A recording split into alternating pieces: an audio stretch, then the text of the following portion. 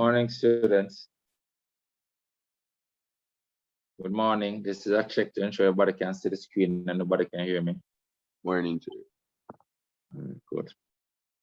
So when I work through this paper, it is a January 2021 paper. I think I've done it before. I think when we did it, we were actually skipping over some questions because there might have been some topics that we didn't cover as yet. I'm pretty certain that we have done this paper before in this class, but no worries, we're gonna do it again. Maths equals better maths. So there's a problem doing the questions multiple times, as I always encourage you to do anyway. All right, so this is the January 2021 paper. So your exam will be structured exactly as this one, in terms of the layout of the paper, the number of questions and stuff, not necessarily the type of question in each part. Majority of it will be almost the same. So my intention is to give you a paper to do this afternoon that is set out based on the guide that I see coming out from CXC. I've not done it as yet, but I intend to do it before the evening is out, so that you have the whole evening to do it and the whole of tomorrow to do it prior to the class tomorrow evening. And those of you who are really serious about this subject will ensure that you do those questions before tomorrow afternoon. And I'm just gonna come to the class and work through that one as well. All right. We take it into Tuesday and then into the exam and wait. I also have some final day exam day instructions to send to you, and I'll see if I can work on those and send them this afternoon as well. All right, but let us go through this paper. I'm just gonna work from front to back, because some person are not here as yet, and hopefully they'll join in time for me to get some of the questions that are at the back. All right, so let's go straight into it. So starting with number one. So number one, as usual, is use a calculator or otherwise change the color of the ink. Use a calculator or otherwise to calculate the exact value of this thing. So basically it's just to get the calculator and type the values in there. Hope everybody have a calculator by now. You know, and then practicing with the calculator. Ensure that it is one that is a textbook display type, and you can see exactly what you're typing in the calculator.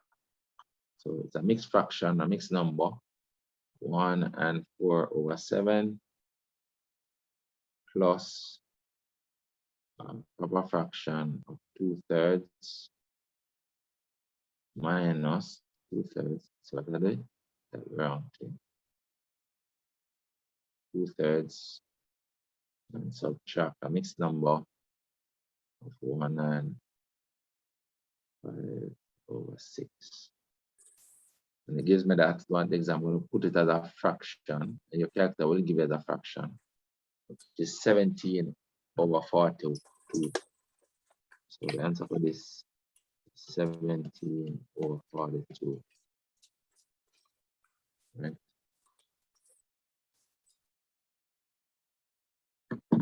That's the answer for that one.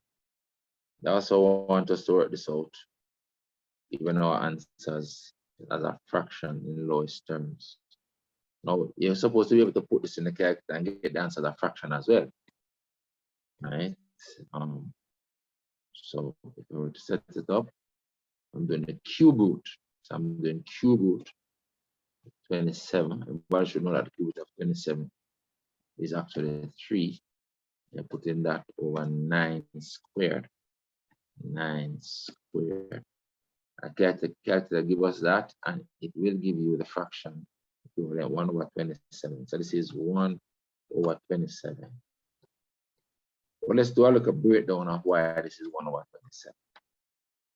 Not depending on the calculator. This is the answer. Refer to break down why this is 1/27. Firstly, the cube root of 27. Or you can write it like this. It's a cube root of 27. 27 is 3 cubed divided by 9 squared. 9 squared is 9 times 9. We can leave it right like that. 9 times 9. That's 9 squared. Now the cube root of something cubed. The cube would eliminate the cube. And so this is now 3 over 9 times 9. And then 3 into this is 1 time, 3 into this 9 is 3 times, equals, this is 1 over 9 times 3 is 27. So if you wanted to show some work, that is maybe something you could do. Right? But the calculator will just give you that straight. And I think it's okay. Right? Right, so that's number 1, 1 over 27, part A. This next part now says, the thickness of one sheet of cardboard is given as this, millimeters. And note the unit, it is millimeters. Right? Very important in case you bring it to centimeters or meters eventually. But this is a thickness. 485 times 10 to the minus 2 millimeters. It's a construction worker uses 75 sheets of cardboard stacked together. So like you stack the cardboards on top of each other. That's what I mean by stack together. Stack on top of each other. Right? Together to insulate a wall. So you have a wall here. So like you have a wall. This is a wall. And you want to insulate it from heat. And so you put the cardboard. Let's use purple for the cardboard. So you stack the cardboard on the wall like this to create some insulation.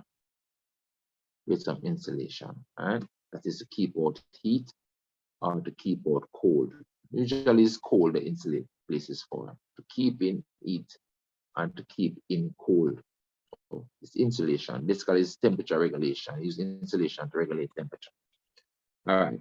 It says show that the exact thickness is this. So basically, to get that exact thickness is 75 sheets times the thickness of one sheet. So that is R. Right? So thickness is equal to 75 times 485 times 10 to the minus 2. You can put that in the calculator again. Right? They're really looking for this calculation. 75 times 485 times 10 raised to the power negative 2. Let's see you get the value that they told us, right? Which is 363.75 millimeters. Is the thickness of everything when you put the cardboards together. That's the overall thickness. And that's the thickness of the insulation. 75 pieces are used to form the insulation. It says write the thickness of the insulation to 2 significant figures. So we want to convert this number now to 2 significant figures. All right, so we have 363.75 millimeters. We want to correct the 2 significant figures. The two significant figures are the first 2 non-zero values in the number. Remember, the size of the number cannot change. So these are the first 2 numbers that are significant. Want to correct the rest of this. All right, but remember now, this is really now 36 times 0 now. Or you can say this is 360. This is 363 now. So the size of the thickness still has to be in the hundreds. So what that means that when you correct this value and this 3 right now, this 3 cannot change the 6. So the 6 stays as it is. But what I mean, because the size of the number must remain the same. Everything has become 0 after that. Everything has become 0 and the size of the number stays the same. So the size of the number is in the 300. The thickness is 363. You're correcting the 2 decimal places, so it's 360 millimeters. If you want to put in the decimals, it becomes 360.00 millimeters. So we have corrected it to 2 decimal places. So two significant figures. Sorry, not decimal places, significant figures. Better go with that. This is the answer. Corrected to 2 significant figures. Everybody okay with that? Yes, sir. Yes, sir. Yes, sir. All right. Now, some people make the mistake and put 36, you know. But you can't replace 363 with 36. Don't make no sense.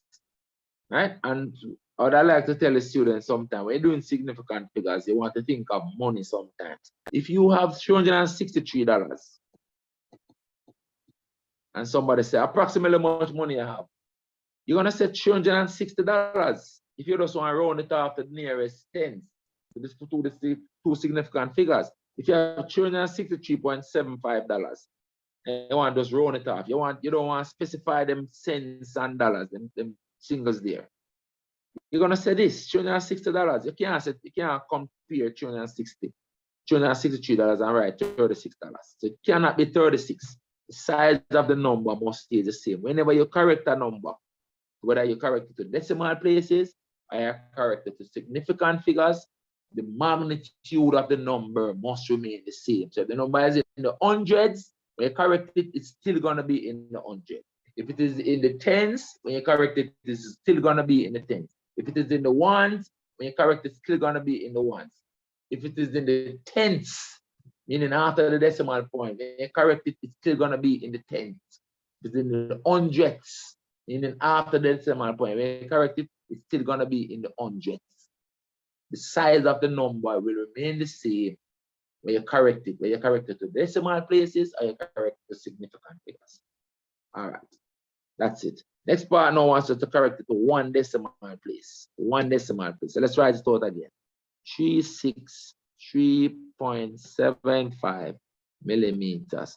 Are correcting it to one decimal place. One decimal place, the number coming down to here. One decimal place. So we're using this 5 to correct this 7. The 5 can correct the 7 upwards. And so it becomes 363.8 millimeters to one decimal place. When you correct it to one decimal place, that's what it is equal to, one decimal place. Right? So this was the exact value of it. This is a significant figures, the two significant figures, and this one is to one decimal place. And that's the same number, corrected two different ways. All right. And they want now it in standard form. So let's look at standard form now. So we have 363.75 millimeters. In standard form, you want the decimal point to be right here. You must have one non-zero value before the decimal point when you put it in standard form. So what it is that you want this decimal point. You want this decimal point to reflect it here. And you're doing times 10 to some power. Times 10 to some power. Now, how we can work it out?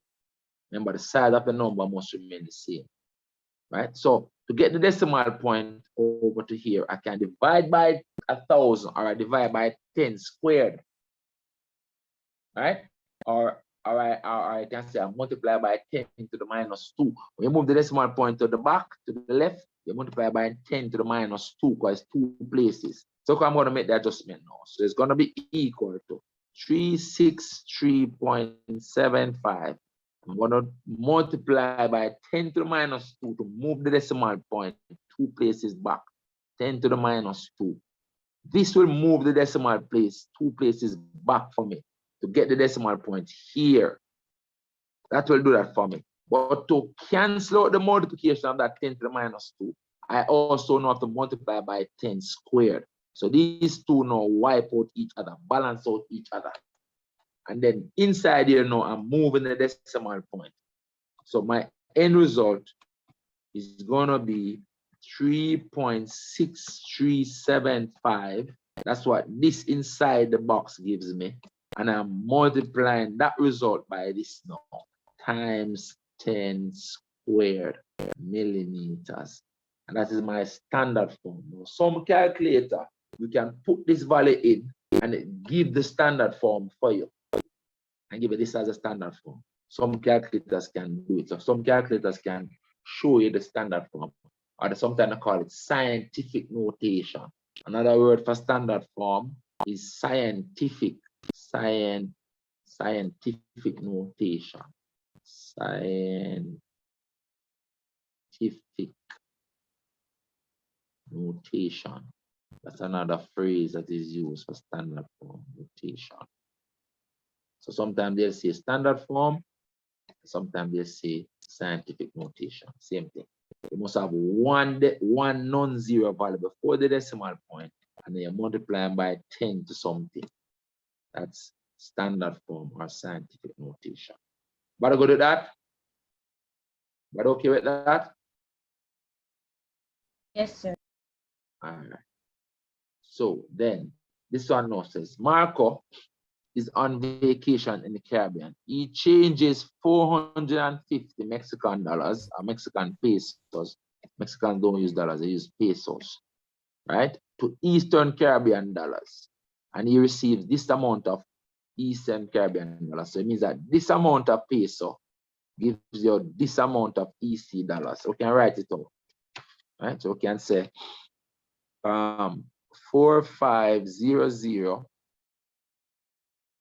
Let's put the MEX this in front of it. MEX. That's right, MEX.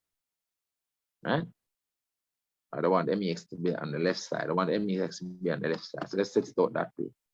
This amount of EC is equal to this amount of Mexican dollars. All right. So we're gonna put 630. 630 Eastern Caribbean dollars is equal to 4500 Mexican dollars. Easy ratio. We want the Eastern Caribbean side to become 1. So all you have to do for it to become 1 is divide both sides of that ratio. This essentially is a ratio. Do exchange rate questions like a ratio. I want this side to become 1 and divide it by the 630. And so I have to divide this side also by the 630. That's all I have to do. And then this side now becomes the one that I want here. And this side becomes the value that I have to place there. Simple as that. Easy, simple stuff.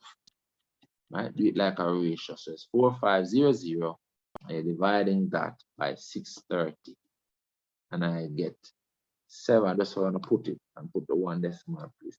Or if you like, you can put it. I think if you put this, 4500 over 630, they give you your marks. But I think they wanted to put it, and because it's money, you tend to put it to 2 decimal places. So I'm gonna put 7.14 Mexican dollars. That's my answer right there. 7.14, and they'll give you the marks for that. Not exact, but that is it. But all right with that? Very good? Yes, sir. Yes, sir. Yes, sir. All right. That's number 1. Moving on to number 2. The pass mark on this paper now is 75 marks. And then the paper that I get in today going into tomorrow, last paper, is 85 marks. That's what we're looking at now. Exam is Wednesday. All right, so should be up at that level by now. So come on, we can do it. Can do it. And this is right and wrong answer. So if you can get, for example, you can get 70 marks, for example, marking right and wrong.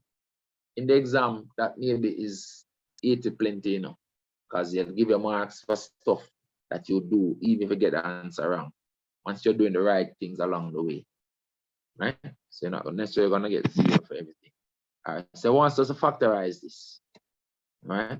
Now, because I see the minus there, I'm thinking about the difference of 2 squares, but I don't have the difference of 2 squares yet, because that's not a perfect square, that's mn. But first, I can pick up a common factor in terms of the numbers. There's a common factor of 4, so I'm going to write it. In terms of the letters, there's a common factor of n, not n squared, no, n. So my common factor initially is n. I'm going to put it up here beside it, in case I end up with a difference of 2 squared. So this is equal to 4n. I'm going to factorize 4n out of it now. 4n. It's my highest common factor. The 4 comes out of the 12, leaving with a 3. The n comes out of the n squared, leaving with the n. Then from the -4, I get a 4 factorized there, so like I'm getting a -1. So I can just put a negative. Then out of the mn, I factor out the m, the n, so I'm left with an m inside here. And then this can't be factorized any further. When you factorize it, sometimes we can do just test the expansion back. Expand this back and test it quickly. 4 times that will be 4n times 3n will be 12n squared, and 4n times m will be minus 4nm. So you expand it back in the head. Just do like a quick expansion of this and see if you get back that. Sometimes that's what you do when you can. Double check your answer that way. Work it back the other way around. All right. The next question now is to show that this thing equals that. So what it is that we want to take this and turn it into a single fraction. Right? So you're starting with the left side, which is this, starting with that. So it is x over 1 minus x minus a 4x. And I deliberately write it elevated like that because I'm going to adjust it. I'm going to turn this into a fraction with the same denominator as that. All right. So how do I do that? I'm going to multiply this by 1 minus x and divide it again by 1 minus x. So that now the two of them have the same denominator. Now that they have the same denominator, I just need to put back the common denominator. So this now becomes equal to, this now left side becomes equal to, I can put it over here if you want, right? I can put it down here, no matter. It becomes equal to, I'm going to put the common denominator now of 1 minus x, and then I'm working out the numerator. Careful with these negative signs. All right. Now, all right, tell you what. I'm going to expand it first. Right? I'm going to expand it first. So let me expand it first. I'm going to expand this first. So I can write the answer from now, but let me expand it first. So first it becomes x over 1 minus x minus, I'm going to expand this and put 4x. That's 4x times the 1 is 4x minus 4x squared. That's 4x times this thing with 4x squared all over 1 minus x. I'm doing more than I need to, but no problem. And then this now becomes equal to, careful with this negative sign and this negative sign now. So it becomes x minus 4x. First, I'm going to get a common denominator of 1 minus x because the denominator is the same. And then it is x minus 4x. I can subtract or add the like terms. These are like terms. These two are like terms. And this minus is taking on the whole numerator there. So it is x minus 4x, that's negative 3x. Negative 3x. And then this is the only x squared term. I don't have an x squared term over here, so it's like I have 0x squared over here, so minus a negative 4x squared. Minus gives us a plus. So it's no x squared minus a negative becomes a plus. So it becomes a plus 4x squared. Good. So really it is, I just need to factorize this x out of this now to get what they gave me up here. Factorize the x out of it. And what it is that they have placed the minus 3x second. So I just need to factorize x out of these two now. So if I factorize out of x, bring it out of this part first, I'm going to get the 4x. And then out of the minus 3x, factor out of x, I'm going to get minus 3. And I'm putting that over x, over 1 minus x. So maybe I did more work than I need, but that is it. Any question there? Just to show you this. Yes, sir, I have a question. Yes. Sir, what if when the question says show that x over 1 minus x minus 4x equal x open bracket, yeah, all of that, sir. What if I just put a value, the same value for x into each of them and show that the answers are the same? Value? Yes, sir. I think they'll give it a marks, you know, if you do that, you know. If you put x in this side, work it out, and then put x in this side, put a value for x in that side and work it out, they might give it a mark, but you wouldn't want to do it for just one value. You want to prove it, you do want to prove it for at least 2 values. Yes. Not just 1 value. You understand me? Yes. So you want to, in fact, maybe even 3 values. You want to prove it for a negative, 0, and a positive. That's what I would do if I'm going to use a value method to prove it. Right? I would put in a negative value, show that it works, put in 0, show that it works, and put in a positive value and show that it works. I wouldn't just do it for 1 value alone if I was going to do it that way. But that's not bad. That's not a bad way to do it. Right? And yet there's still another way to actually show it, because I could try to attempt as if I'm solving it. I'm multiplying through by this denominator and then end up showing that it reduced to something with the left side is right side. But I think maybe this is the proof that I want. I want you to take the left side and adjust it to get the right side. I think that is what they are looking for. I think they are looking forward on what I have done. But sometimes in CXC, when they set the question, they are looking for a particular solution. But if a student presents with another method that is sound mathematically, even if when they were setting the paper, they were not considering that method, they still would have to accept that method. So I think if you do it that way, it would be what we call a direct, it would be, no, not a direct proof. It would be a proof by example, like, you know, it would be almost like a proof by, this is what we call a direct proof.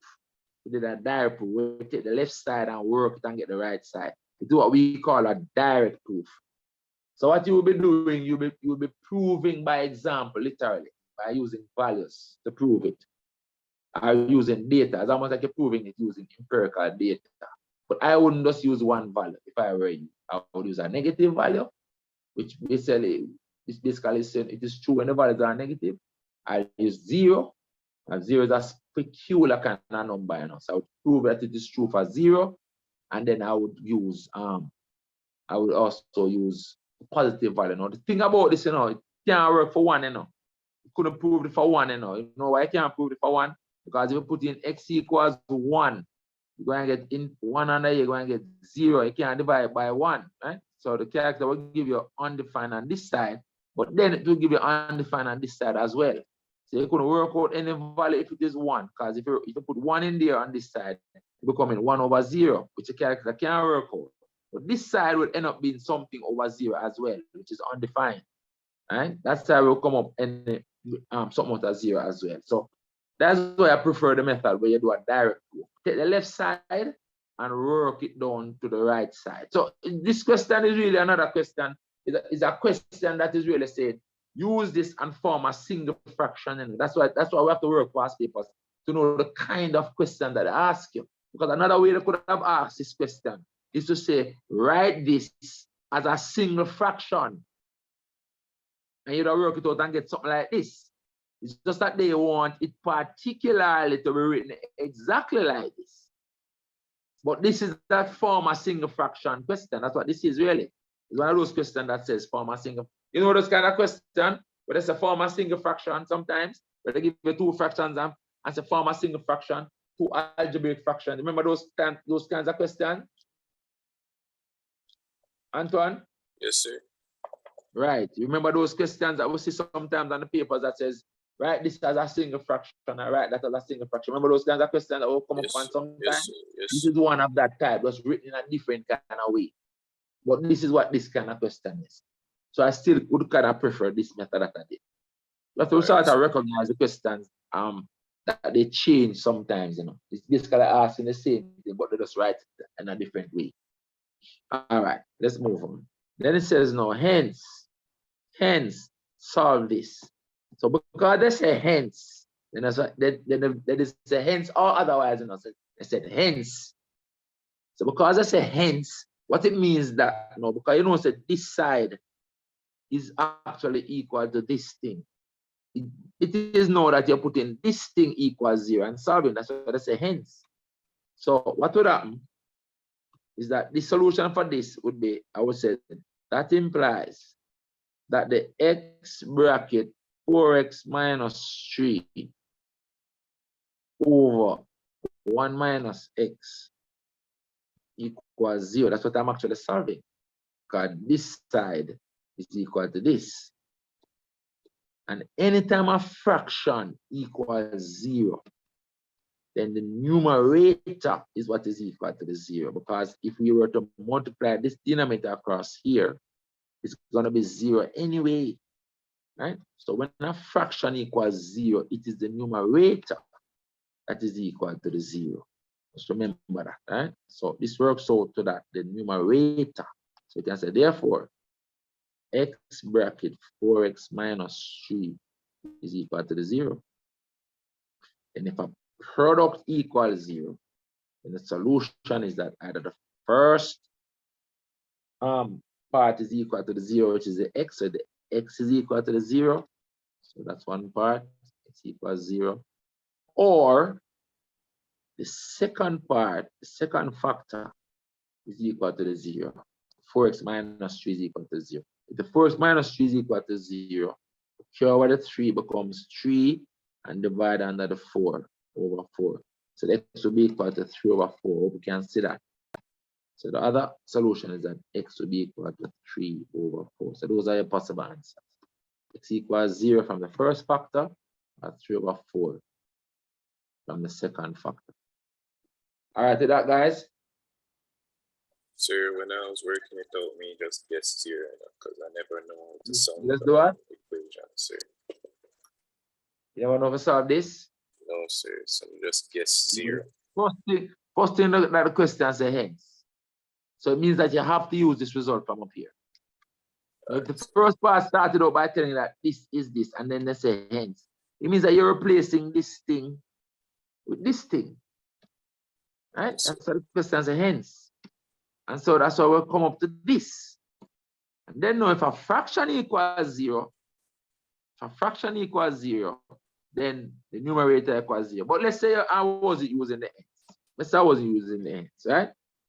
And I wanted to solve this straight as it is. Let's do it up here. So let's say I wanted to solve this straight as it is. What I could do, I could transpose the 4x first. I was showing you the method. And I would get x over 1 minus x equals 4x. Then I could multiply this denominator up here, multiply it up there. So it's like I'm cross multiplying this across here by that. And I would get x equals 4x minus 4x squared. All right? Then now, this is really a quadratic, you know. So I need to put this x over here and subtract that. So I will get 0 equals 3x minus 4x squared. Good. Let me move this out the way. Put this under here. That's my answer, right? Put that under there as my answer. I'm working on this part anyway. And then now, this is a quadratic with 2 terms to factorize. So therefore, it's just a common factor. So we'll get 0 equals x bracket 3 minus 4x. So this times this equal is 0. And either the first factor equal is 0, so I'm getting x equals 0 again. Or this part equals 0. The 3 minus 4x equals 0. And the 3 minus 4x equals 0, and I want to find the x. You can cure over the 3 to become negative 3, and then divide under the negative 4. Divide under the negative 4, and the negative would cancel. All right, so I would still get that x equals 3 over 4. So this would be a value and that would be a value. If I were solving this straight on. How to solve this straight on is just expand it out and try to solve it. And you realize that it comes down to a quadratic. A quadratic with only 2 terms. So with a quadratic with only 2 terms, it is the factorize. You don't have to split no middle term business. And so I could get the answer that way. But the question said hence. Because it said hence, it don't want this. You don't want this, it's not looking for this. If it says hence or otherwise, then you could use this as an otherwise method. So this would be an otherwise method. If it asks for otherwise. If it said hence or otherwise. Mute your mic, please. Mute your mic. Yes, sir. Mute your mic, please. Somebody talking. right? Let me see. All right, so that is what you would have to do if you're doing the otherwise method to solve it. Anyway, let's continue. Down here now, this wants us to make V the subject. All right, we're required to make V the subject. So we need to move everything away from the V. We need to move the square root. So to get rid of square root, we square both sides first. That's the first thing. To get rid of square root. The inverse of square root is to square. So that we square this side and we square that side. That's the first thing. Square both sides. All right. So this side becomes p squared equals the square sign gone. So I left with 5 plus bt. I want to leave this as a subject now. So what I'm going to do, I'm going to move this 5 over here first. I will say we'll subtract 5 from both sides. So it's going to become p squared minus 5 equals v times t. And to leave v as the subject now, I just need to divide under the t. Or I can say divide both sides by t. In any case, if I divide both sides by t, I'm going to get that the v equals p squared minus 5 over t. You want to write it as a subject and put it on the left side and write it like this. So the v is p squared minus 5 over the t. I'll switch these two around and give this as my answer. Since I make v the subject, I'm putting it on the left side. And that's it of the equation. Formula. All right, so that is it. Moving right along. If you have any questions, just stop and ask me, stop and say. All right, otherwise I spend the whole day doing the paper. Next question says the distance needed to stop a car D varies directly as the square of the speed S. Now, this is the variations question. See? Varies directly. So this is a variations question, but they try to put it in a real world situation. It don't matter. What are the variables? D and the square of S. The square of the speed. So it's D and S squared are the two variables. What do they have? They have a direct variation. That's all you really need. That's the information you need to extract from all those wordings. So since I have a direct variations, and they say the square of the speed S, it means that the D, the distance, is equal to a constant times the S squared. That's it, you know. That's your variation. K is a constant. Now, what do we say? Always find K first. What do you use to find K first? They have to give you a known pair of D and S values for you to find K. So we're looking for that now. See, you know, it says a car, let's put it in red. A car traveling at a speed of 70 kilometers per hour. That's S they give us. When S equals 70. Requires a distance of 40 meters. That's D equals 40. That's the known pair they gave us in that sentence. You know? First, use to find the K. You know? So do plug these two values in this and find the K. All right? So I'm going to find it right here. Find K first. I know that I need it.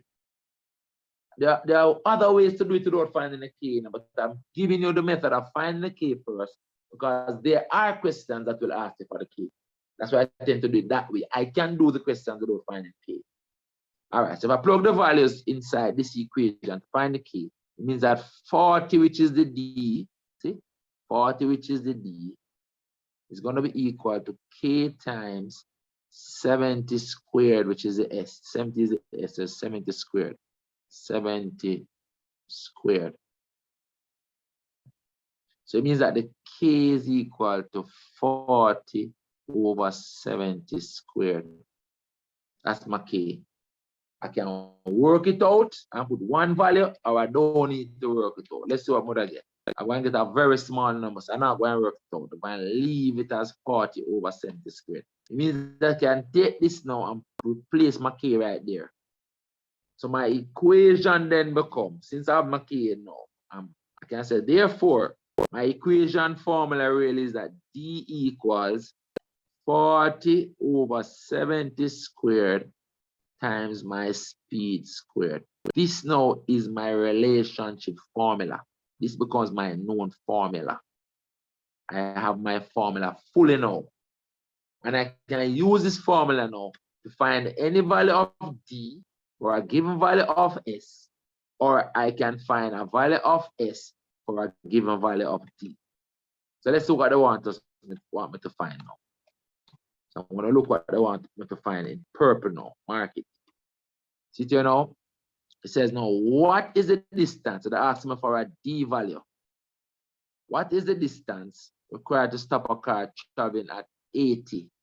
That's a S they gave me. So they gave me a S. So when the speed is 80, they asked me for what is the D. So all I need to do is just drop the 80 right here, so now for the S. And I get the D. So when the S equals 80, my D is 40 over 70 squared times S squared times 80 squared. Put that in my calculator, it's going to work it out quick and fast. I'm going to put a fraction, 40 over 70 squared.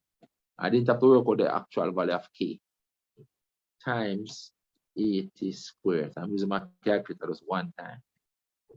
And that is 52.2. And it is a distance. And the distance is given in meters. So you have to write the meters. I'm giving my answer to 3 significant figures. When the answer is not exact, give it to 3 significant figures if they don't tell you anything. If you're doing a question and the answer is not exact, you give the answer to 3 significant figures. All right? At least 3 significant figures. Give it to 3 significant figures. That is accepted. I'm not going to put 52. I'm going to put 52.2. That's my answer. They will give you your marks. So if you never put 52 points, you put 52, they give you your marks. Trust me, they'll give you your marks. And I see that you're doing the right thing. And they did not tell you the level of accuracy to give. If you put 52, if you put 52.244, 52.245, they give you the marks, tell them about. Because generally speaking, you give them 3 significant figures if you're not sure. That's it. Better go with that? Yes, sir. Yes, sir. All right, good. All right, so number 3 now. Number 3 says, the diagram below shows 2 pentagons, P and Q, drawn on a grid made up of squares. All right, so we see those 2 pentagons, and these are squares. So it means that if they are squares, it means that the sides, the length and the width are the same. It says, select the correct word for the from the following list to complete the statement below. So this is the statement. Pentagon P is one of these words to pentagon Q. Okay, there's a process of elimination. Right? There's a process of elimination. Pentagon P is something to pentagon Q, a relationship between them. Can't say opposite. Opposite mean. Mute the mic, please. Pentagon P is reflected to pentagon Q. I'm not gonna say that either. I'm not seeing the reflection. In fact, I'm more seeing a proper rotation like this rotate this way, right? Like a turn up that way, like a turn up so and stand up. So this that was vertical is now horizontal. So turn up. So it's not, I wouldn't say reflected. Congruent, translated, not translated. Translation means move from one place to another. The word is congruent, really. They are congruent. What congruent means?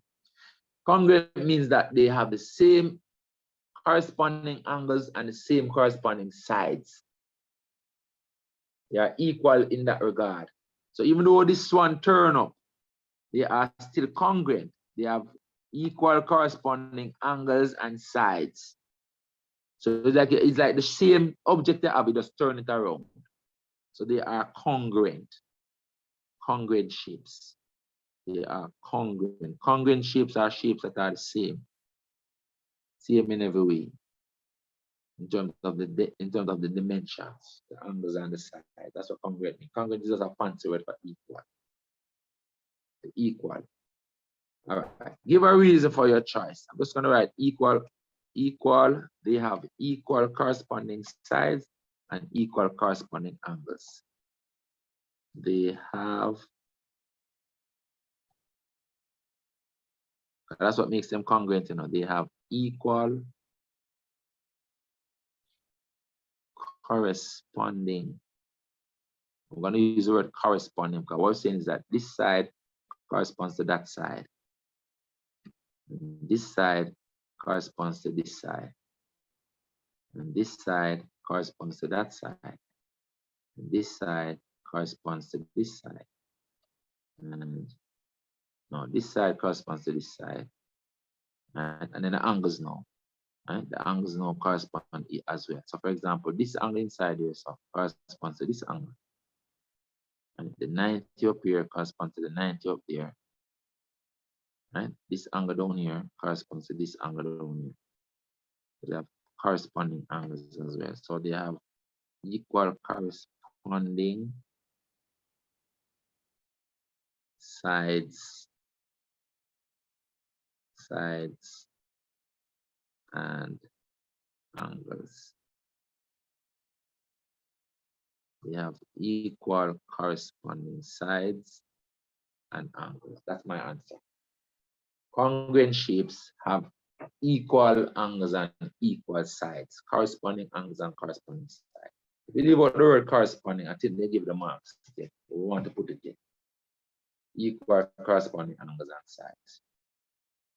All right. Hold on a second, guys. I just have to do something yourself. See me a second part of the video. Coming on to this question, just let's pause the video. Just give me one thing. All right, students, so back to this now. All right, so on this question now. So it said the diagram below not drawn to scale, see? Not drawn to scale. So you can't put any ruler and a protractor or anything like that and a compass on it, right? You have to do everything by calculation. It's not drawn to scale. Shows a pentagon VXYZ. In the pentagon, YZ is parallel to X. Sir. Yes?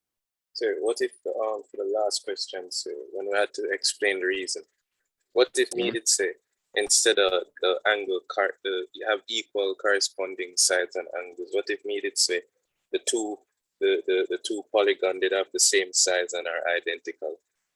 Yeah, man, they give it a marks for that, man. Yeah, man, they give it that. Yeah, man, they give it that. That's good enough. CXC well wrong here the marks, you know. So once you say something that is true in your own words, they give it a marks, right?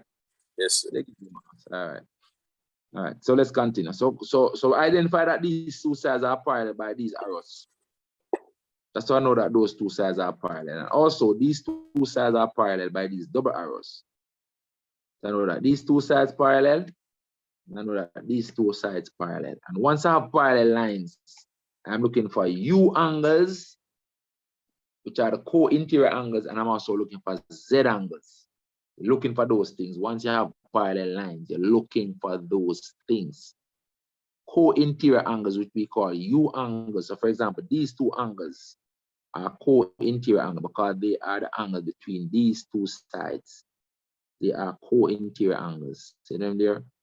They add up to 180 degrees. Also, because these two sides parallel, and this is a straight line joining them, means that these two angles now are co-interior angles, which we call U angles. They add up to 180 degrees, them two here add up to 180 degrees. I'm not seeing any Z angles in there because we don't have any line crossing like that. So it's co-interior angles we have in this question. All right? They tell us this angle is 114 and the short, and they tell us this angle is 98 and the short. Good. So all information up here is indicated on the diagram. Even the parallel sides are indicated with those arrows. Those two parallel, those two parallel. So we know what we have. Determine the angle WXYZ.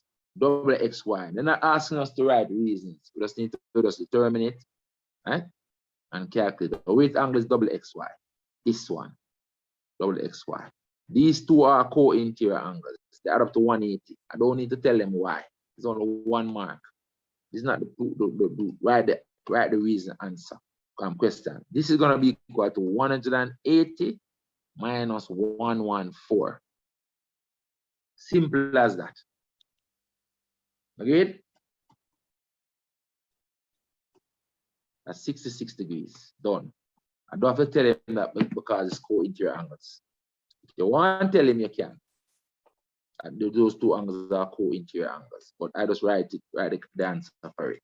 So this angle here is 66 degrees.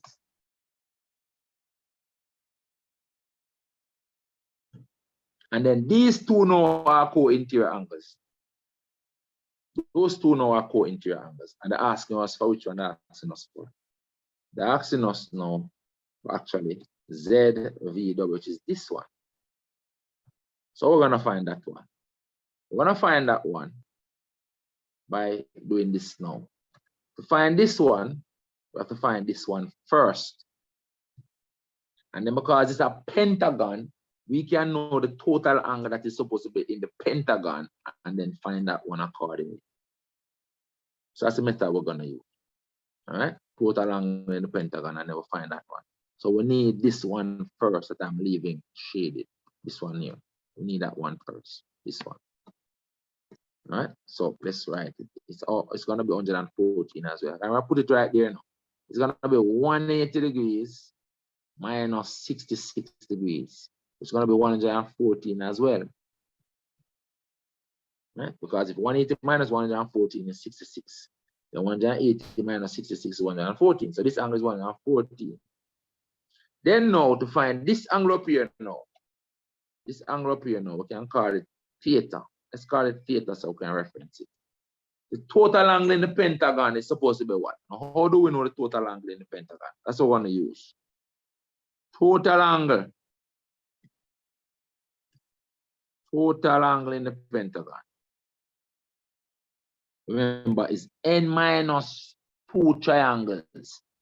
N minus 2 triangles in a pentagon. In a polygon. N minus 2 triangles. You can remember that we're good. N minus 2 triangles. Each triangle is 180 degrees. So since the number of sides is 5 because a pentagon, the n is 5. The n is 5. So this is 3 triangles. So the total angle is 3 times 180 degrees. That's the total angle in it. 3 times 180. 540 is the total angle in there. So therefore, this angle theta that we want is 540 minus that, minus that, minus that, minus that. That's how we're going to get it. Right? So the angle that we want, which is theta, we're calling this angle theta. We're calling it theta. Let's tell the examiner, we're calling this angle theta. So when I say theta, therefore, is 540 minus the sum of the rest, which is the 98, the 114, and subtract the sum of the rest. 114, the 66, and the other 114.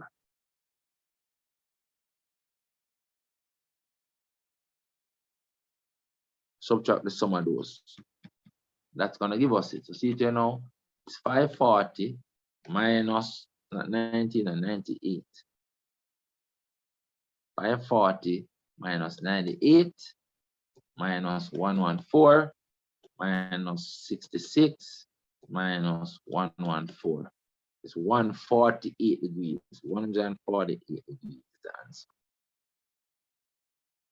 Now, if you don't remember this formula, n minus 2 triangles, what I could do to see total angle in it, what I'm supposed to get in the pentagon, is to start at one corner, for example, right here, and to see how many triangles I can divide it into from one corner. So I could go straight across there with a line and straight across there with a line. So I would divide the pentagon into 1, 2, 3 triangles. Each triangle would have a total of 180 degrees. So the total angle length will be 3 times 180 degrees. If you don't remember this formula, you can do that. Let me do it again. In any polygon, if you don't remember the formula, n minus 2 triangles for the total angle in a polygon, a convex polygon. This is called a convex polygon because all the angles are less than 180. They seem to be pointing outwards. All angles seem to be pointing outwards. Or the vertices seem to be pointing outwards. So it's called a convex polygon. Total angle in a convex polygon is 180. N minus 2 triangles. N minus 2. N is the number of sides. It's also equal to the number of angles. But if you don't remember it, you can start at one corner and just draw lines to form triangles. So draw a line across here, and then draw a line across here. There's no other line to draw to form any more triangles. I see that there are 3 triangles in it. Each triangle is 180 degrees. So the total angle in it is 3 times 180 degrees. So I know the total angle in this 3 times 180 degrees. You get the 540. And then because we can work out this one, and we can work out this one using the co-interior angles. We do the 540 minus this, and that. And the answer is this one up here that we wanted. But good with that. I don't have to explain it anymore. But okay? Yes, sir. Yes, sir. Yes, sir. All Yes, sir. Beautiful. Let's move on. Down here now. It says the letter A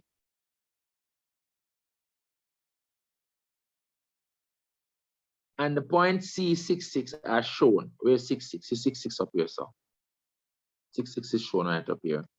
And it gives us this letter E. All right. So this is some transformation they're going to do on that letter E now. Show that it's going to be some center of some enlargement. Let's see. It says on the diagram, show it accurately, each of the following transformation. They want an enlargement of the letter A by a scale factor of 2 about center C. A scale factor of 2 from center C. What a scale factor of 2 will do, it will move each point twice the distance away from the center.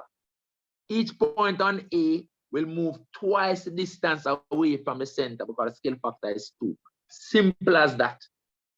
Twice the distance. Let's do it in red. So I'm going to do this point up here first, the distance from this. That distance is going to be doubled. Twice the distance away. But I want to get it precisely. What I can do is say, okay, what is the distance from these 2 points in terms of the components? It's 2 across, 2 down to get from here to here. 2 to the left, 2 down, I'm going to use 2 to the left, 2 down. So I'm going to double that distance and go 4 to the left, 4 down to see where this point will go. 4 to the left, 4 down will double it. 2 across, 2 down, give me from this point to this point. I want to double the distance from it because I'm applying a scale factor of 2. So I'm going 4 across, 4 down. See here? 4 across, 4 down. So it means that this point is coming right here. Good? So I locate that point. All right, so I locate that point. Now I can be smart now, you know. The size on this thing are also going to be doubled by the scale factor. I can do the same thing with these points, you know, and say 1 across, 4 down, and go 2 across, 8 down, you know, to get where this point is going, you know. But I also can work in from this point, double this length to get this leg, the image of this leg, and double this length to get the image of that leg. So let's look at this leg.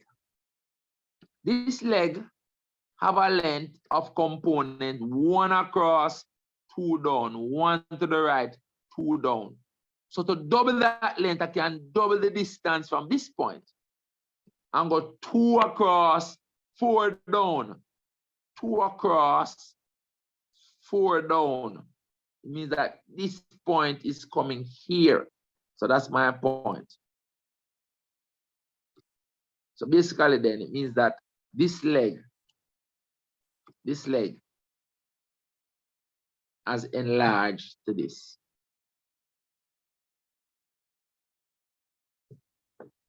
And I can be smart again. This distance between these two base legs, the two bottom of the legs, is going to be doubled by a scale factor of 2. So to go from here to here was 2 units across. To go from here to the other end is going to be 4 units across. So I can put the other leg 4 units across over to here. 1, 2, 3, 4. So it's coming right here, 4 units across. That's the base of my other leg. So I'll just go like that. So those are my 2 legs. And then I need the piece across here.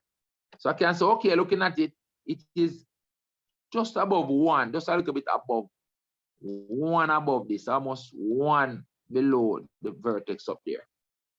So therefore, it's going to go 2 below the vertex now. So it's going to be like about here, so 2 below. But if you notice, there's like a space above it, not exactly on this line. It's like a half space between here and here. So that also is going to double. And that's why I'm putting it on this line. I'm putting it on this line.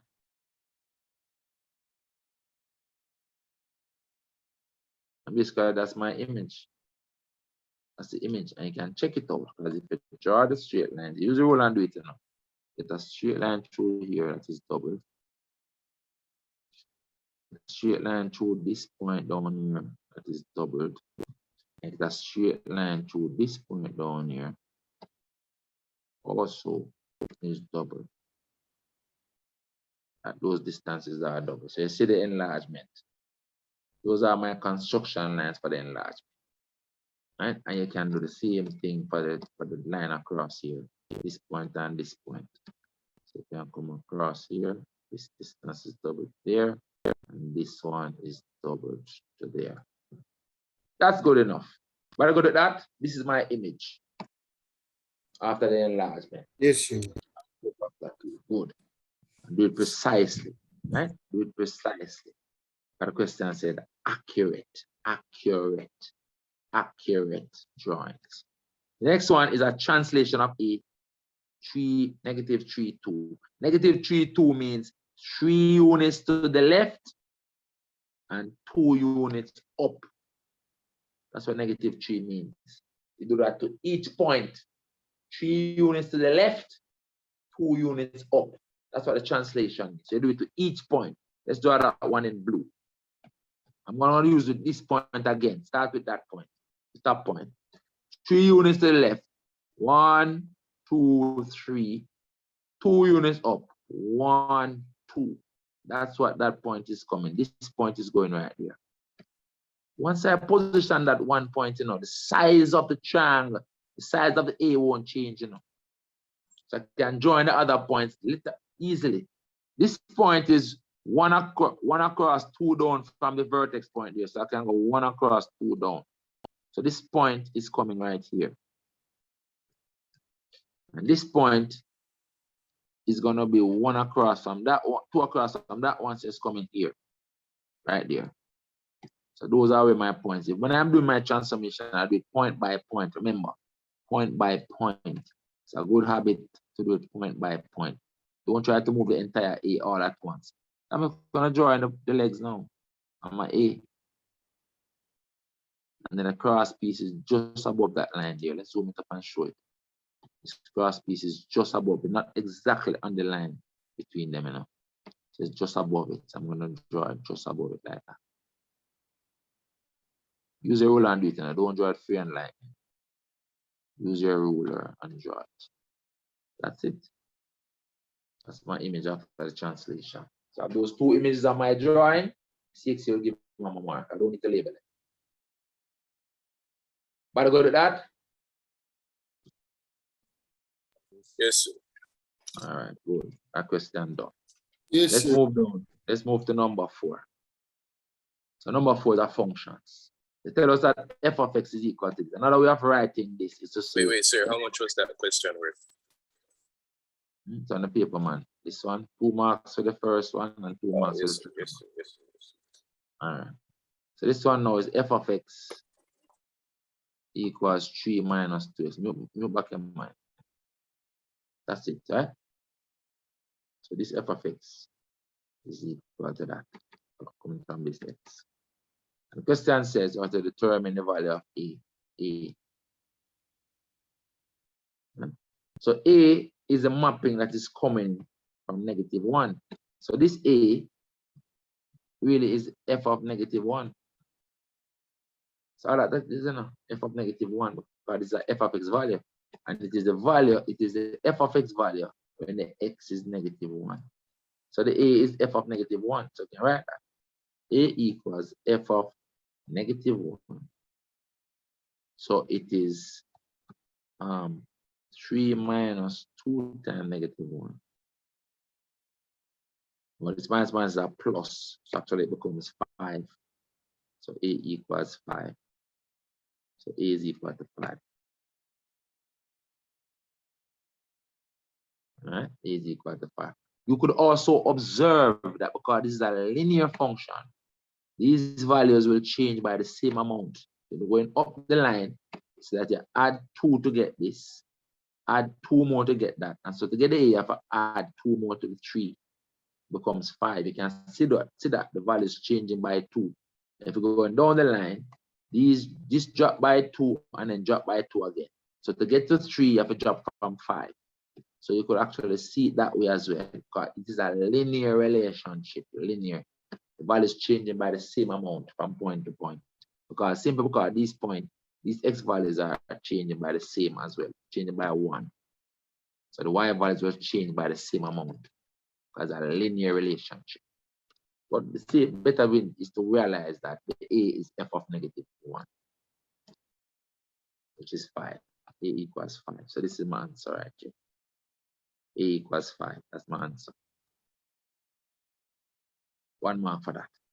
Next part says we have to determine in the simplest form expression for f to the -1. So to find f to the -1, we're going to start by saying f equal, what is it again? Let's make sure it is 3 minus 2x. 3 minus 2x. We're going to inverse it. And the f is going to become x equals 3 minus 2 times f to the -1. And I want to leave this as a subject. What do I do? Carry over the 3 and then divide under the -2. So I'm going to get x minus 3 divided by -2. That leaves me with f to the -1. So I can write it yes or no. Put it in a box. F to the -1, I can put in by the of x. Is x minus 3 over -2. I can write 3 minus x over 2 as well. You know? If I multiply the numerator by -1 and the denominator by -1, it becomes that. But I'm not going to complicate it. Let's leave that. That matches how we normally transpose it anyway. I'm going to leave this as my answer. This will work. Then I want the composite f squared of x. Now remember, f squared, don't square the values. It means f of x. It means that they're putting f into itself. That's what f squared means. Let me put it beside it. Let me put it beside it. Right? I'm going to move it and put it beside it. Put an equal in front of it first. It means f squared. F squared means f of f, means f into itself. Don't go squaring the values. That's a common mistake. People try to square the f function. So let me set it up for you now. So we have f equals 3 minus 2x. And we also have f equals 3 minus 2x. When you put f into itself, I'm taking this, and bringing it and put it right here where the x is. F into f. That is what we are setting up. F into f. F into f. The same way as if you are doing f into g. Awesome. So let's work it out now. Working this out down here. So. Right? Working that out there now. So this becomes equal to 3, I'm basically doing this that I've set up, minus 2 times, and I'm putting back 3 minus 2x where the x is. And the question is almost simplified. So it becomes 3. I'm going to expand this out now. I get minus 6 minus give me a plus 4x. So it becomes negative 3. That's what this is. Negative 3 plus 4x. That is my f squared. Negative 3 plus 4. Or if you want, you could put 4x minus 3. Same thing.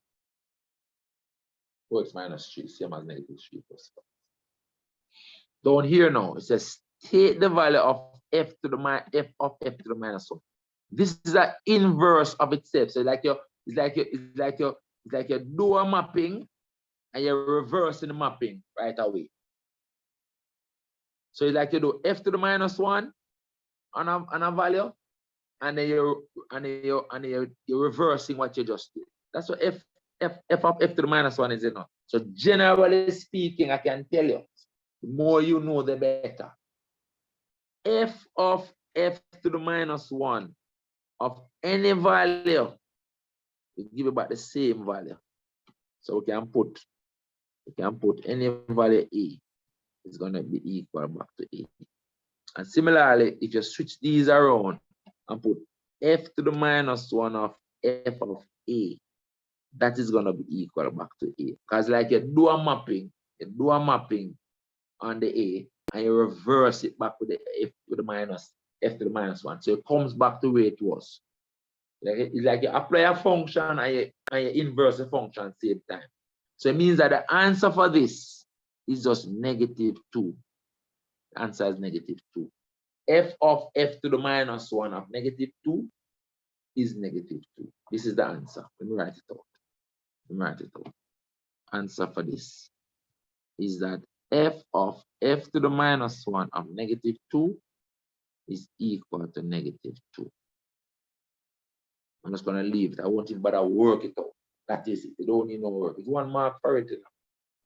So it's like you do a mapping and you're reversing the mapping at the same time. Or you apply a function and you're applying by the inverse. So you're reversing what you just did. So anything you did to the 2, the negative 2, you're reversing it back to the 2. So the answer is negative 2. You're right back where you started. But go with that? But okay with that? Yes, sir. Yes, sir. Good. So this is something good to know. All right, it's something good to know. Let's move on. Down here now, part B. It says using a ruler, draw the line x equals half. X equals half is a vertical line. Then I want y equals x. Y equals x, the line that passes through 0, 0, 1, 1, 2, 2, 3, 3, and so on. Then I want x plus y equals 5. X plus y line equals 5. Crosses the y-axis at 5. Crosses the x-axis at 5. Let's do this one first. X equals half. X equals a number is vertical like the y-axis. Remember the y-axis is x equals 0. So x equals half will be vertical like the y-axis. So basically this is half, So it is this line that I want. The vertical line through half. This is the line x equals half. Let me shift this over. The y-axis is x equals 0. So this line that I'm drawing vertical through half now is x equals half. X equals 1/2. Half. This line is x equals half. Then y equals x, easy line, passes through 0, 0, 1, 1, 2, 2, 3, 3, and so on, right?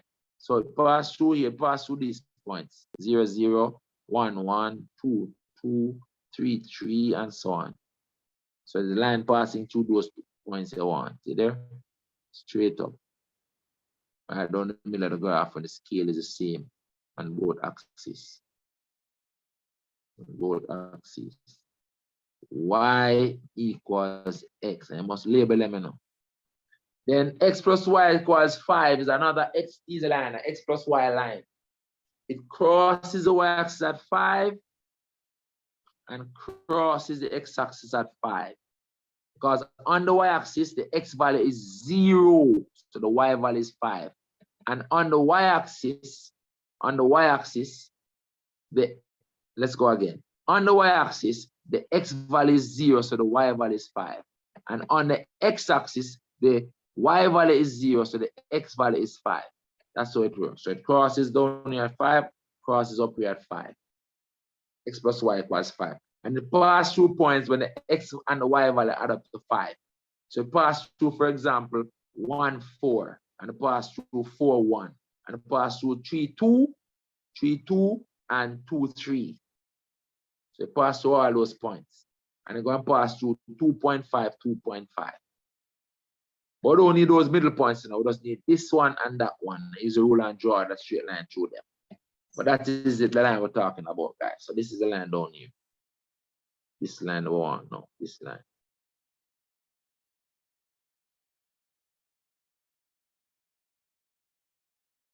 And as I always say, label the line with the equal sign. So this is x plus y equals 5, that line. So those are my 3 lines. Then I'm going to ask me to shade a region and show that inequality. Good. So see it, you know, let's do that part in red. The one me to on the grid, we must label as R, not shade. Label as R the region that is x greater than half. Let's put where that one is. If x greater than or equal to half, it means that I'm to the right of this x equals half line. Then I want y greater than or equal to x. It means that I'm above the line y equals x. I'm above this line. So I put the arrow pointing up. I'm above this line. And then now, x plus y less than 5. The y over here is positive. So less than means below. So this one, I am below the line. That line, x plus y equals 5. So I am below this line. I put the arrow pointing down. So I want the region that is to the right of this line, above this line, and below this line. So that region is clearly inside there, to the right of this one, below this one, above this one. So R is right in here. That's where R is. It could have shed shade. That is the region my R is, right inside here. That's where R is. Whereas if it was shade, I'll be shading this triangle. This triangle. That triangle will satisfy the 3 inequalities. All right, that's it. That's the region that I want. Done. Question done. But I go to that.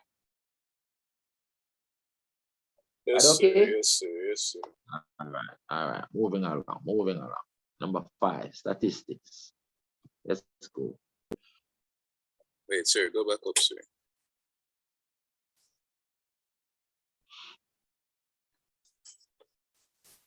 All right. All right. Yes, sir.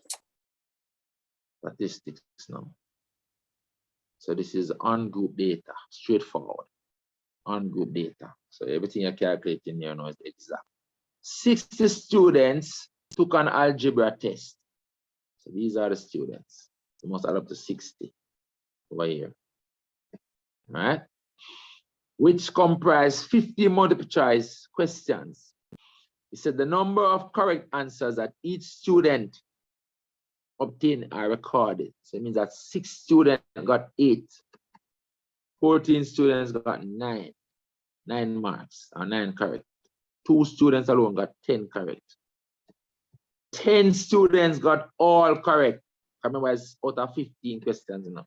So what are 10 students got 15 correct? No student got less than 8. Notice. There are no 7s, no 6, no 5, no 4. And nobody gonna get 0. So the lowest mark anybody get was 8. And the highest mark, well, 10 persons got all right. So it was like a nice, easy test. Nobody got less than 8. All right. It says use the determine the number of students who got exactly 13 correct. 13. 13 correct is right here. How many students at 11 students at 13 correct? Nice and easy. Answer here, sir, is 11. 11 students got 13 correct. Next part, the modal number of correct answers. In other words, remember, these are your frequencies. You know? These are your scores. These are your frequency. Let's make a note. These are your frequency. These are your scores. So the mode is the one that corresponds to the highest frequency. The score that the most persons got. The highest frequency is 14. 14 students got 9. So the modal score is 9 correct answers. 9 correct answers is the modal score. 9 correct answers is the modal number of answers. Because 14 of them got 9 and 14 was the highest frequency. So 14 is the highest frequency. So it's 9 persons correspond to that highest frequency of 14. What to go to that? Right, okay? Yes, sir. The median correct answers.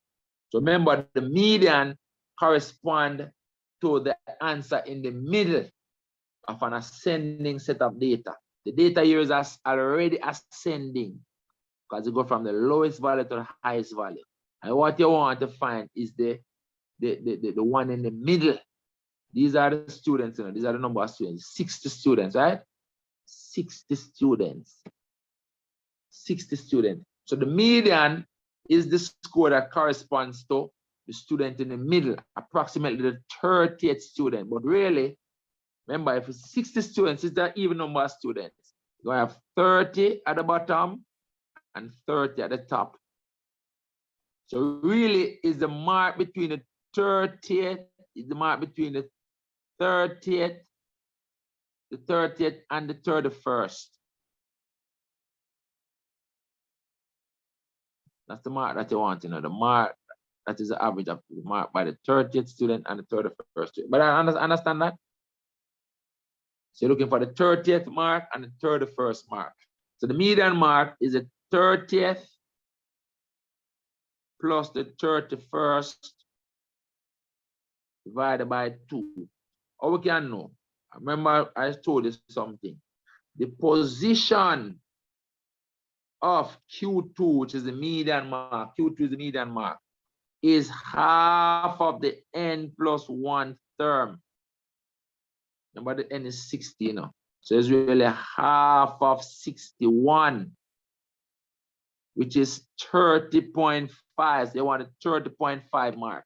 The 30.5 mark is the average of the 30th and the 31st. So that's why I say it's the 31st, the 30th, plus the 31st mark divided by 2. The 30th plus the 31st mark divided by 2. So how do you find the 30th and the 31st mark? You have to count them up, come down here. These are the number of marks, really, the number of students. And so you want the 30th and the 31st. So you're adding these up until you reach 30. So it's like we're doing a cumulative frequency column. We're adding up the frequency. So let me put it over here now to show what we're adding them up until we reach 30. Let's write it up. Cumulative frequency. You don't have to, you can just add them up until you reach 30. So you put in the first set, which is 6. Let me zoom it up. You put in the 40 more students, you reach 20 students after you finish the second set. You put in 2 more students, you reach 22. You have 6 more students here, so you reach what at now? You reach 28. 28, sir. You put in 2 more students, you reach a 30th student. So the 30th student get 12. The 30th student actually scored 12. See that? So the 30th Yes, student scored 12. Plus, here so now, you're going now from the 31st student up to 11 more students. That's put it this way. When you add 11 more, you reach now 41. But this set is from the 31st up to the 41st student.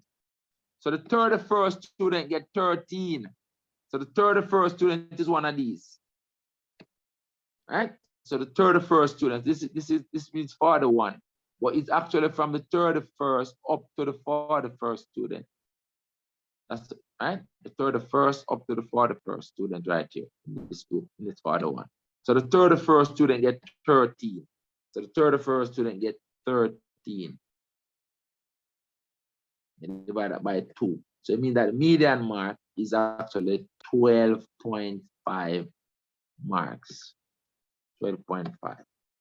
12.5 correct answers. You can't put 12 and you can't put 12. It's between them. So it's 12.5 correct answers. Now, I think that if a student put 12 because they went for the 30th student, right? And put the 30th student scored 12 and write 12, CXC might give it the marks. But I cannot assume that. I have to do the correct thing. And this is a correct thing. The reason why I'm assuming that because this is 1 mark, I don't expect them want you to do so many things for just 1 mark. So I feel that they will accept the student who say, okay, since there are 60 students, they go for the 30th student, which approximately is where the median is. And so, okay, the 30th student would get 12 marks. If it was a case where the 30th and the 31st student was in this group of 12, and let's get the 12 that way, then fine. To 12 marks.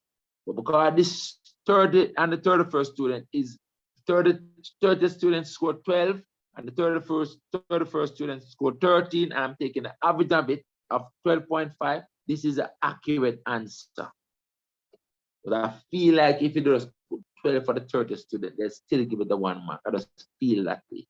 But this is an accurate, correct answer for this question. 12.5. All right. All right. But understand that we're doing it the right way. But go do that. But okay? Yes, sir. Yes, sir. Yes, sir. Because the data is not group, getting exact answers, right? Exact answers. So let's do it the right way. The probability that student thrown at random had at least 12 correct answers. At least 12 means greater than or equal to 12, 12 or more. So what you want to know now is how many students got 12 or more out of the 60. So let's set up this way. The probability of greater than or equal to 12 answers. You know, so we're talking about the answers is equal to. Let's see the students who got greater than or equal to 12. So 12 or more marks here. These are the students. Number of students who got 12 or more. What that add up to? What that add up to? Sir, 32, sir. That add up to 32. 2 plus 11 plus 9. Yeah, you're right. Plus 10. 32. 32. So it's 32 out of 60. That equals 32 over 60. Divide that down, simplest terms. 32 divided by 2 is 16 over 15. That's all? Yes, sir. Divided by 2. No, I can't remember. 16 over 30. So and then 8 over 15, sir. Divide 2 by 4, right? So it's 8 Yes, over 15. Right? 8 over 15. The lowest terms. That's it. Moving along. Part B. All right. This question now. It says a group of students wrote a physics exam. Each of the students achieved a grade 1, 2, 3, or 4. The pie chart below shows the results. All right. It says 39 students achieved grade 1. And if you have noticed, the 39 student is in the 115 degrees sector. The total in there is 360. Total in there is 360. We can do this as a ratio now. 39 corresponds to 117. If you want to know the total student, you need to know what 360 degrees correspond to. We're doing it as a ratio. Easy. doing it as a ratio. So we can say 117 degrees corresponds to 39 students. We're doing it as a ratio.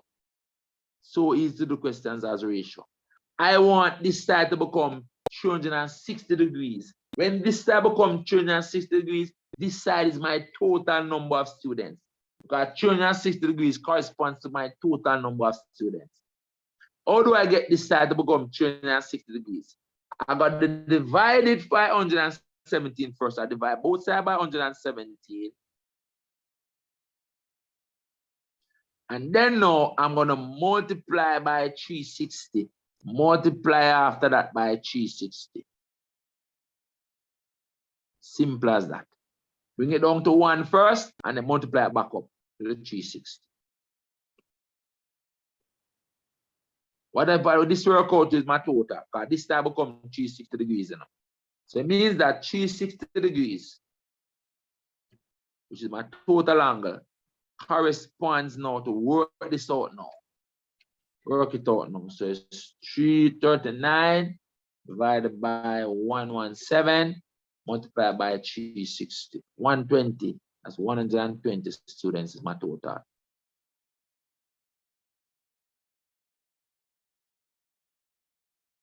That is my total number of students. That's my answer. Quick and fast, nice and easy. Use it as a ratio. What I go to that? I like doing these questions as a ratio questions. Make it a lot easier. Good. So now that my total students is 120, I know that the total students around here must be what? 120 minus 39. So I can write that out right away. 120 minus 39, 81. So the total students around here, so it's 81. I know that 81 students is around here. That information, I'm sure, is going to be very useful. Most 81 students. Them 3 here get 81 students. Grade 1, grade 4, and grade 2 add up to 81 students. And I also know the total angle around here. So the total angle around here so also add up to what? 180, 360 minus 117. Let's do that right away as well, in case we need it. 360 minus 117. 360 minus 117. 243 degrees. 243 degrees. Everything around this add up to. That's how we don't know the individual parts. We don't know the individual parts. So that's why I have to give us some more information. But let's continue. Right, we're just writing down some stuff. All right. It says now the ratio, or they're giving us a ratio now. The ratio of the grade 1, 2, and 4. That's over here now. The 1, 2, and 4 ratio. They give us a ratio for these now. 1, 2, and 4. The ratio of the grade 1, 2, and 4, which we know add up to 81 students, is 2 to 4 to 3. Right? It says a student pass the exam if you score grade 1, 2, or 3. And I want us to tell them how many students pass the exam. So we need to know how many students get grade 1, how many students get grade 2, how many students get grade 3.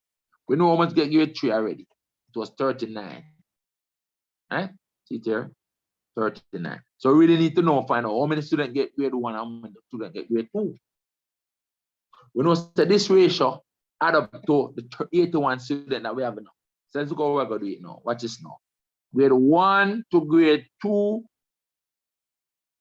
to grade 4 is in the ratio 2 to 4. Doing it as a ratio question. 2 to 4 students to 3 students. These are my grades.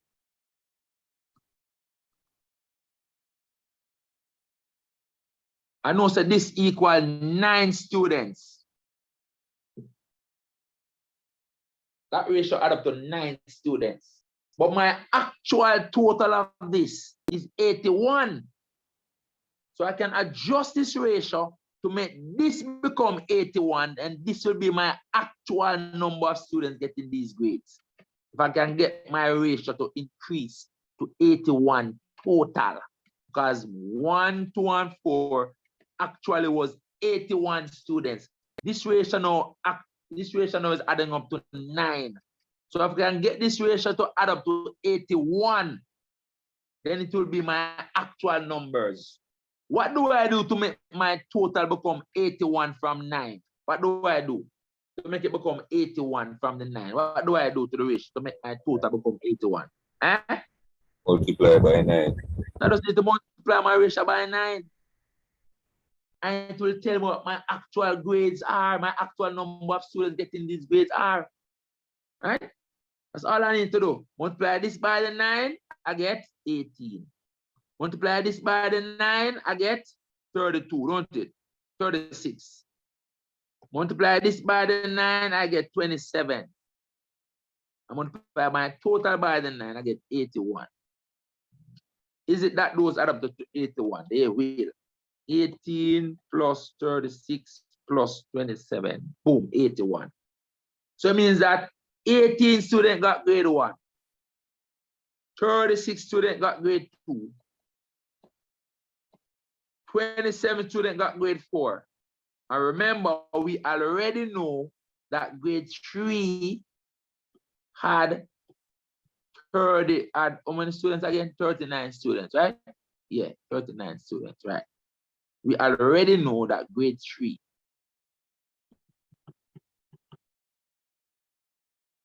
was 39 students.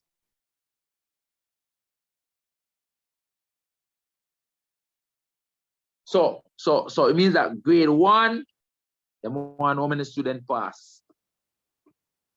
Right? The number of students who passed. So number that passed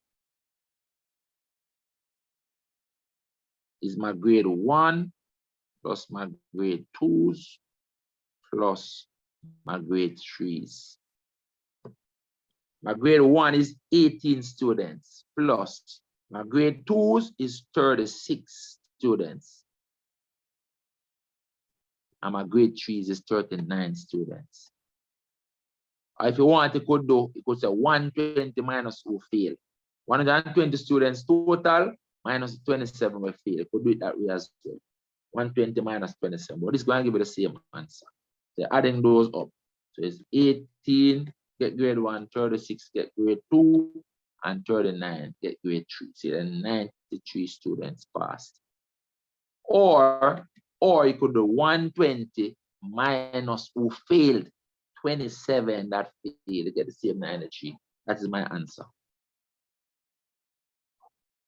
But I go to that using ratio. Ratios are powerful. Doing ratio question, very powerful way to do questions sometimes. Multiply and divide by what you want to get the information that you want. Multiply the ratio up and down. Multiply and divide the ratio up and down to get the information that you want out of the ratio. So you can go from the ratio to the actual by multiplying the ratio that they give you.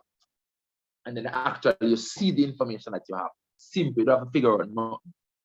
Just multiply the ratio to get the information that you want from it. If you can do questions using this method, the ratio method and the proportion method, you save a lot of time and save a lot of headache. That's the power of a ratio. When things are in a consistent ratio.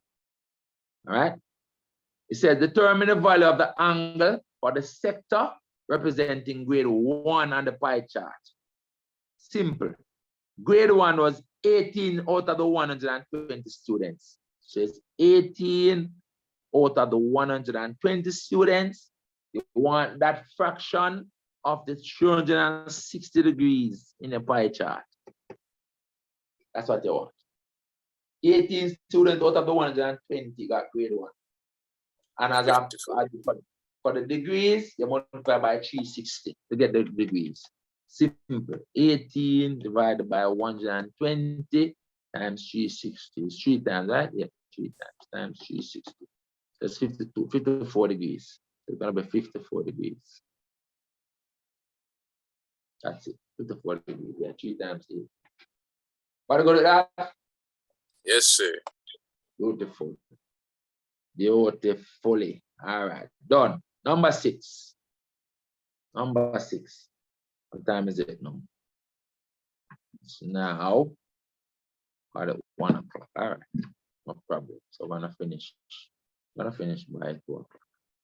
I'm gonna send you another paper. I'm gonna send you a combined set of questions to do later. Don't have it. I'm gonna do it and send it to you later on. Just make sure you do it before tomorrow's class.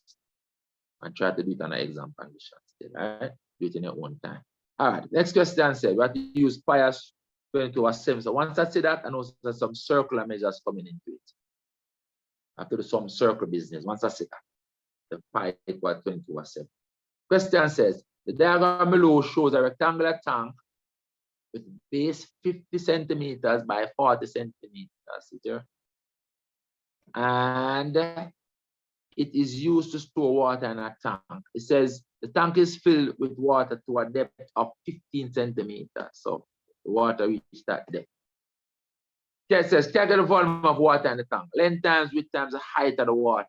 Simple. It takes the shape of a cuboid or an object with uniform cross-section. The volume becomes equal to 50 times 40.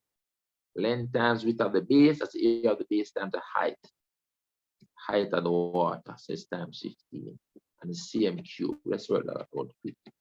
50 times 40 times 15. That's 30,000 centimeters cube. Is the volume of water in the tank right now. Quick and fast, nice and easy. All right, moving right along. Next part says the cylindrical container shown in the diagram below is used to fetch more water. So they're using this to put more water on top of the 30,000. Go back upstairs. Never mind. All right. So we're using this now to put more water in what we have up here. So it was where 2 marks or 1 mark? Sir? 2 marks. You don't have the paper. All right. Oh, you don't remember the paper. True, me. I looked on the screen. Sir. All right, no problem. No rest. All right. No problem. Well, you're marking as you go. Yes, sir. All right, good. All right, so it's used to fetch more water to fill a rectangular tank. So they're trying to fill the tank, but they're using this now to fetch more water to add to what is already in the tank. It says a container which is completely filled. This container is completely filled, so they pull it to the brim, no space no left, with water, has a radius of 20 centimeters, which you can see here, and a height of 21 centimeters, we can see there. And I want us to tell them, it says, all the water in the container is added, all the water in the container is added to the water in the rectangular. So all the water in this is now transferred into the rectangular tank. Calculate the total volume of water that is now in the rectangular tank. So what we have to do, we're going to see how much water we put in there and add it to what we have before. So let's call this cylinder. I'm going to say the volume in the cylinder is equal to the area of the base times the height. And if you don't remember, it's on the formula sheet. On the formula sheet, the volume of a cylinder is on the formula sheet. Where is it? See it here? Pi r squared times h, which the pi r squared is the area of the base of the cylinder, because that object with uniform cross-section governed by this same formula. Well, that is pyramid. This pyramid by this formula, area of base times height, object with uniform cross-section. So it's pi r squared h. Let's go back to it. So it's pi times the radius, let me write out the formula, pi r squared h. The pi is 22/7, they said, times the radius is 20, so it's 20 squared, times the height of 21. That's going to give us an exact value, because this will divide evenly into that 3 times, right? But let's just use a calculator, quick and fast. So it's 22 divided by 7 times 20 squared and times 21. And that's 26,400 to get from the cylinder, right? That's the volume in the cylinder. They didn't ask for the volume in the cylinder. They asked us for the volume in the tank now. So now, volume in tank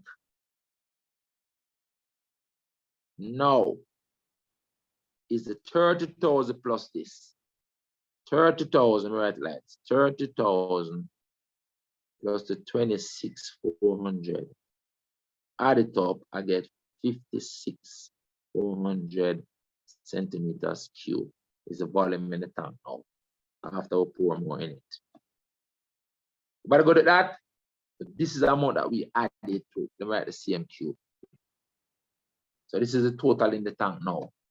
That's the total in the tank now. 56,400. I bet you're gonna ask you how far up now the height is now. I bet you. Most ask you that. What level it reach now? After we add this amount more. It can be two ways. We can say what is the amount more that we added? Or we can say what is the height of it when the volume is this? The volume is now 56. I'm sure they're gonna ask that. Show that the new depth, see there? Show that the new depth of the water in the tank is now that 58, 28.6, 28.2. So it's like we have the tank, you know. Let me sketch it for you. Like we have the tank. It's a rectangular tank, right? Sketch it like this, quick and fast. Right? Like we have the tank like this. And we're putting more water in it now. And the water now reach a level up here, so I'm drawing our water level in the red. So the water now reach up at this level now. A new level. And we don't know that level, we're gonna call it H. The new level, we're gonna call it H. But the base of the thing is still the same. Right? It is still 50 by 40. So the new volume, which is now totaling this, is still this base area times the height. So we can set it up this way.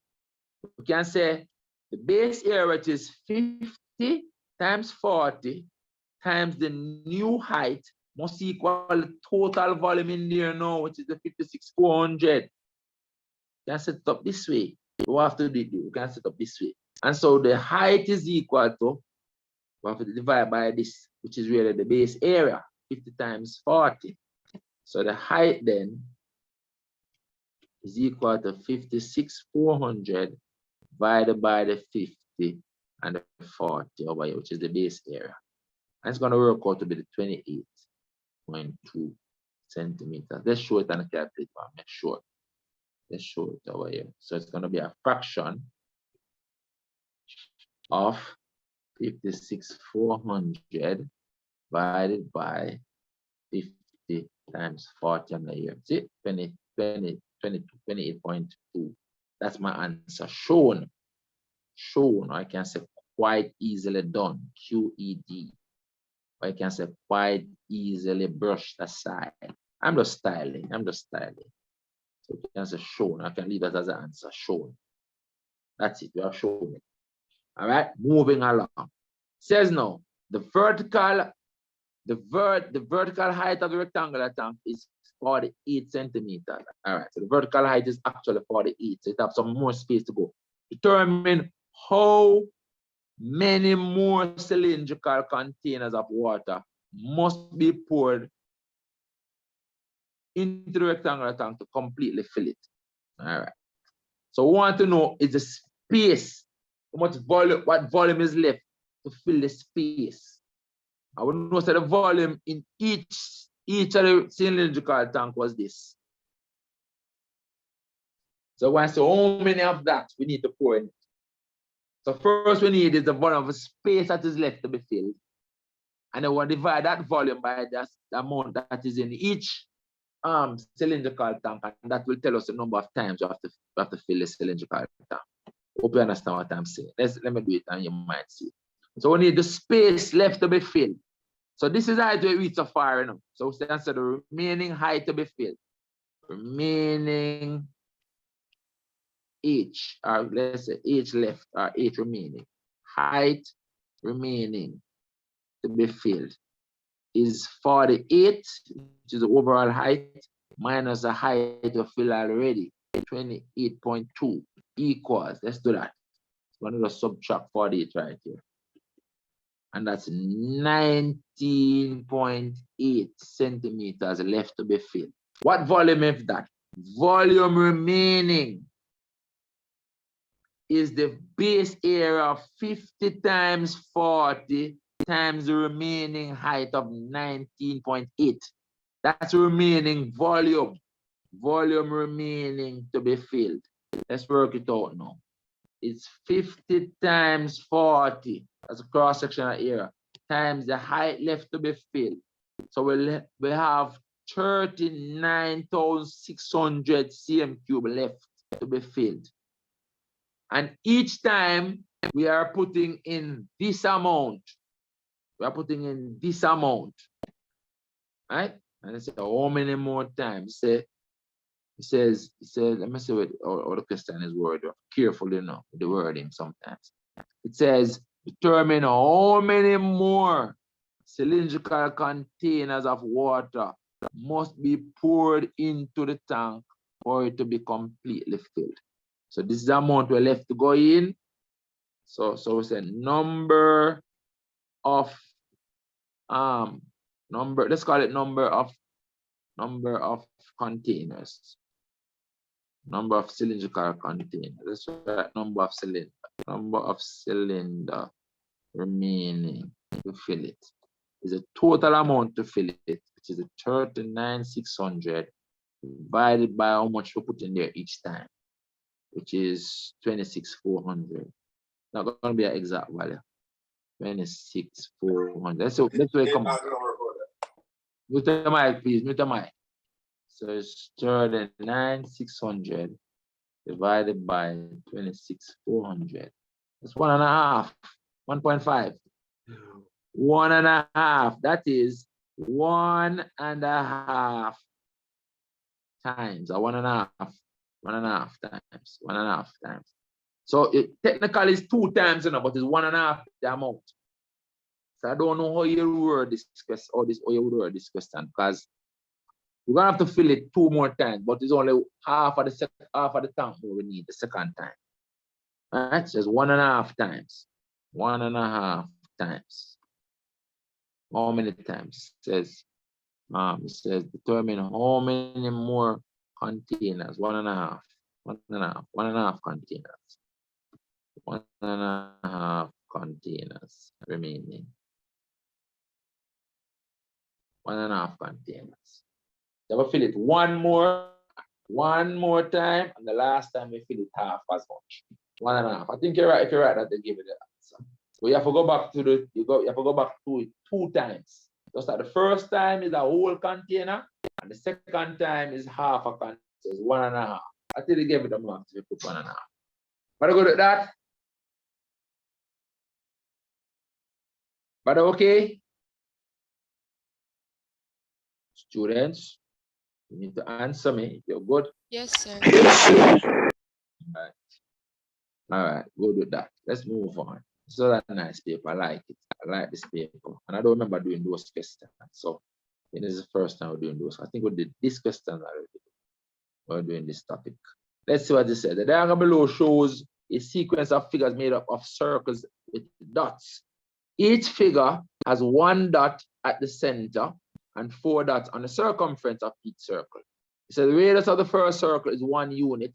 The radius of each new circle is 1 unit greater than the radius of the previous circle. It says, except for the first figure, a portion of each of the other figures is shaded. So basically, the shading just the region between the 2 outer circles, basically. You can look at it that way. All right? So I don't know the significance of that. But anyway, they give us a table. It says, complete the rows in the table below for the 5 figures. So they're not asking us to draw a 5th figure. They just want us to look at the pattern of the numbers and complete it. All right, so it's a matter of looking at these pattern of the numbers and completing them and they relate. So this is the outer area of the larger circle. This is the area shaded. And this is the length of the circumference of all the circles. The length of the circumference of all the circles. This is the figure number. And this is the number of dots. So we're looking for patterns, And as usual, I like to fill this out first. Because when I fill that out, I know that I can fill out everything else. So let's look at the number of dots. And it's something you can look and see what is actually happening, you keep adding 4 dots. Every time you put in a circle, you're adding 4 dots more. So these should be going up by 4. See? They're going up by 4. Bam, bam. So since it's increasing by 4, I know that my formula will have 4n in it. But my first figure has 5 dots. 4 times 1 is 4. I need to add 1 more. So my formula is 4n plus 1 for the number of dots. Nice and easy, quick and fast. All right. Then when I look at these numbers, I see that everything is in terms of pi. So I'm going to put my pi. So something with a pi at the end. Something pi in all of them. But I realize that these numbers now are square numbers, and they're actually perfect square of these numbers. You have to observe those things. And so it is n squared pi. N squared pi. So it's n squared pi. N squared pi is the formula down here. N squared times pi. All right. Now this one now, let's look at this one now. It said the area of the shaded region. If I look at this, this is going up by 2 pi plus 2 plus 2. And again, it is in terms of pi, but you're adding 2. So I know it's pi is in the end. It's going up by 2. Let's use pi for that. But I know that pi is in it. It's a multiple of pi. And it's going up by 2. So since it's going up by 2, I know that 2n is in my formula. But the first figure has 1 alone, 1 pi. So I need to subtract 1. 2 times 1 is 2. I need to subtract 1. So my formula is 2n minus 1 times pi. 2n minus 1 times pi is my formula. All right, and then I look at the last one now. So look at this one now. This increased by 4. And then this increased by 6. It increased by 2 more. And then this increased by 8. Okay. So this is a typical case now. We're increasing by 2 more than the time before, not increasing by 1. Because of my experience in maths, I know that when you're increasing by 2 more, is a n times n plus 1 situation. N times n plus 1. So it's n times n plus 1. N times n plus 1. And this is just through my experience.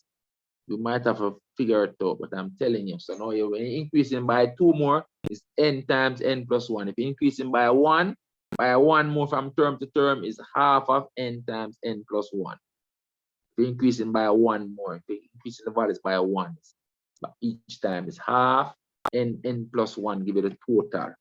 Something is better to just know. It's an n times n plus 1 situation. Let's test it. Let's test it. If it's n times n plus 1 pi. Let's test if this is true. So in the first figure where n is 1, this becomes 1 times 1 plus 1. See, you get 2 pi. Let's test the second one. When n is 2, when n is 2, it becomes 2 times 2 plus 1. 2 times 3.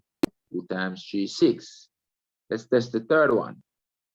Let's test when n is 3, just to see if it is correct, if it's consistent. When n is 3, it becomes 3 times 3 plus 1. So you get 12, because you get 3 times 4. So it's like this is true, guys. This is true. So we're increasing by 2. You're doing a pattern that is increasing by 2. So you're adding 2 more than the time before. This is the formula. N times n plus 1. All right? N times n plus 1. I know those things true. Some arithmetic progression and so forth that we do at a higher level. So you do have to figure out these things. You just know it. Yes? Sir, well, I think that's what I meant, but I think I wrote it wrong because I said pi n open bracket n plus 1. You said pi n. You said pi n plus 1. Yes, sir. The same thing, that man. That's the same thing. Same thing. All right, sir. All right, sir. I just put the pi at the end. Because they have the pi at the end all the time. If you look at it, everything is a number times pi. That's why I put my pi at the end. But it's the same. Come to the same. So if you figure it out that way, you figure it out good. So now that I have my formula, I can't work out anything after that. Once I know my formula, I'm good. Right? So remember, if you're increasing something by adding 2 each time than the time before, the n times n plus 1 situation. Remember it, guys. Remember it. The more things you know, the better. The more things you know, the better. Go in the exam armed with knowledge. These things that increasing by the same value each time is easy to work out. Right? Means you're increasing by twice as many time before, then it's an n times n plus 1 situation. All right, let's go now. Boom, bang, ready now. So right here, so when n equals 5, we drop 5 on this. Or we can say we add 4 more to this. We add 4 more to this. Can look at it that way. Remember, these were going up by 4. So you can either add 4 more to this, because the exact next figure I know. So you add 4 more to this, which becomes boom, boom, boom, 21, right? 21. This put in already for us. This again, you can add 2 more to this. You can add 2 more to that if you want, based on the pattern. So the question is kind of easy still enough, because they only give us 1 more the next line to fill out. So you can add 2 more to that. So this becomes 9. 9 pi. For 1, you can drop the 5 here. So 2, 5, 10 minus 1 make 9. And then here now, here you added 4. And here you added 6. And here you added 8. So here you must add now 10. So it becomes 30 pi. 30 pi. But to check it, we can put the 5 in this. So it becomes 5 times 5 plus 1. It becomes 5 times 6. 30. 30 pi. So you see, it's kind of easy. So it's 30 pi. Right? I think maybe this is the one that persons might have a little problem getting up. But no, you know. No, you know. Sometimes you just have to, that's how we come to class. So sometimes you can, just learn stuff. Because to explain it, I would have to go into some APG, this arithmetic progression. I don't want to go there. I don't want to go there. I was telling you. The exam is Wednesday. So just go in there. If you see the thing increasing by 2 each time, every time you add 2 more, it's the n times n plus 1. If every time you're adding 1 more than the time before, is a half of n times n plus 1. Remember that. So adding 1 more than the time before. So test those formally and see if they work. All right, let's continue. That's it. What else I want us to do? It said determine the value of n when the number of dots is 541. Easy. The number of dots is 541. We're using this formula. The number of dots, this formula. They want that to be equal to 541. That's the formula for the number of dots. They want 4n plus 1 to be equal to 541. So that's how you're going to solve that one. Eh? So I'm going to put 4n plus 1 equals 541. Subtract 1. You get 4n equals 540. And you divide by 4. Okay. 540 divided by 4. 135. That's it. Answer. Quick and fast. Nice and easy. But good? But okay with that? Oh, nobody answers. Next one says, write down in terms of P and pi. Means the P and pi must be in the answer. The area of the largest circle in figure 3P. All this means is that n equals 3P in one of the formula there. And it's one for the largest circle. Let's look for the largest circle formula. The largest circle formula is this one. There's n squared pi we're looking for. N squared pi. Easy. So it becomes equal to, I'm saying just write it down, not calculate none. So it becomes 3p squared pi, which reduces to 9p squared pi. So if you leave this, you get the marks. All right, so that is the answer right there. You can have a delay now. But go to that. But okay? Yes, sir. Yes, sir. Yes, sir. So I have 3 more questions today, and we have to finish them today. The device give me a little bit of problem now. Clean up the screen. The screen is so clean up. We'll pause the video a little bit. Clean the screen.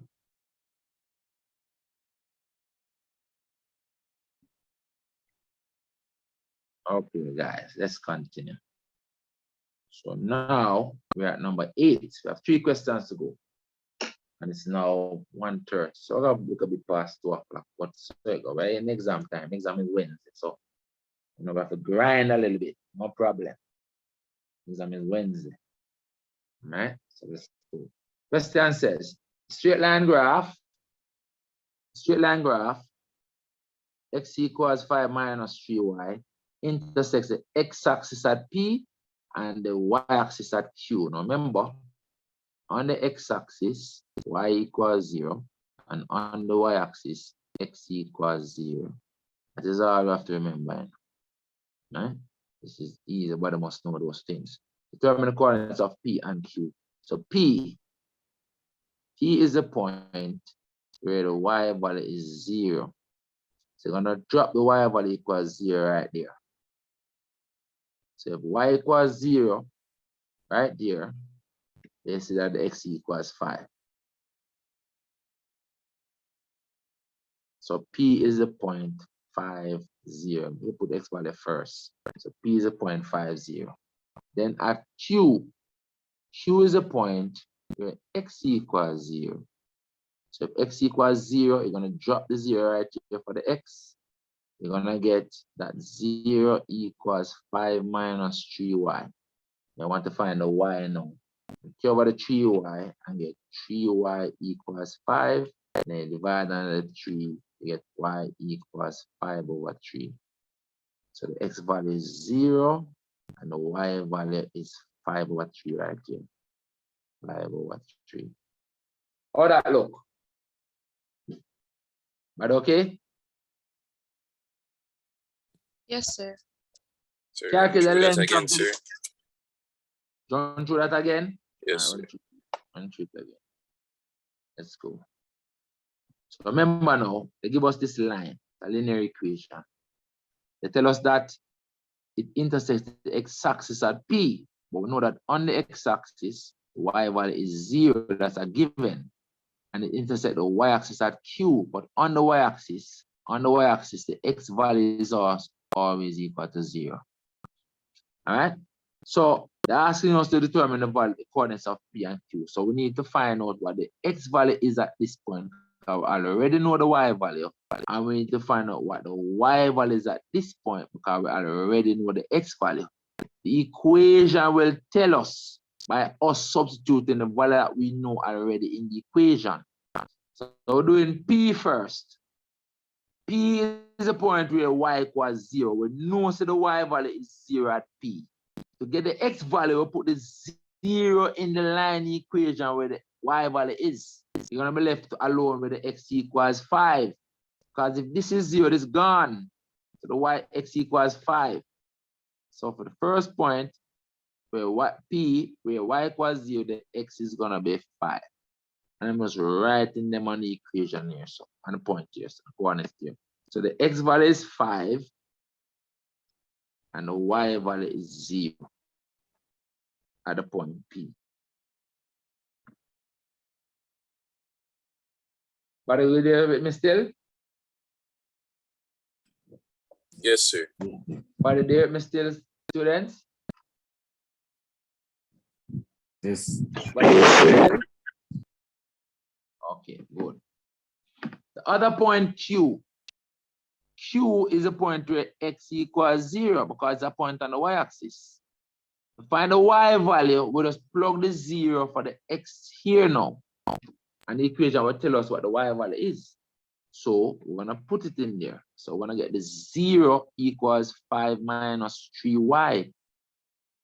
That's why we put the x value here now, as 0 now. The equation is going to tell us what the y value is. So I'm solving this for y. By any method, I can cover the negative 5 and make it negative 5 and then divide under negative 3. Then negative cancel. I can do it that way. right? Or I can transpose the negative 3y, make it positive, and get 3y equals 5. And then divide both sides by 3. Get rid of the 3. All right, shortcut, I said divide the 3 under here. Anyway, look at it, the y equals 5 over 3. So at the point Q, the x value is 0. So I'm going to put the 0 there. And the y value is 5 over 3. I'm going to put the y value there. 5 over 3.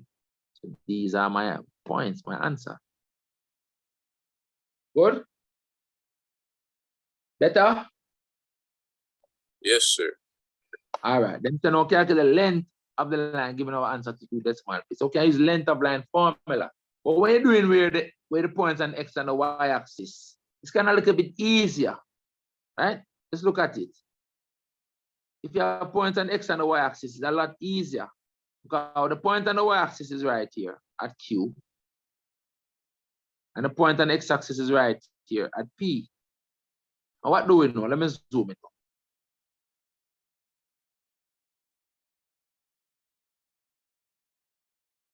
Let me zoom it up. So we're talking about this line. Let's draw the line purple. Talking about this line, PQ.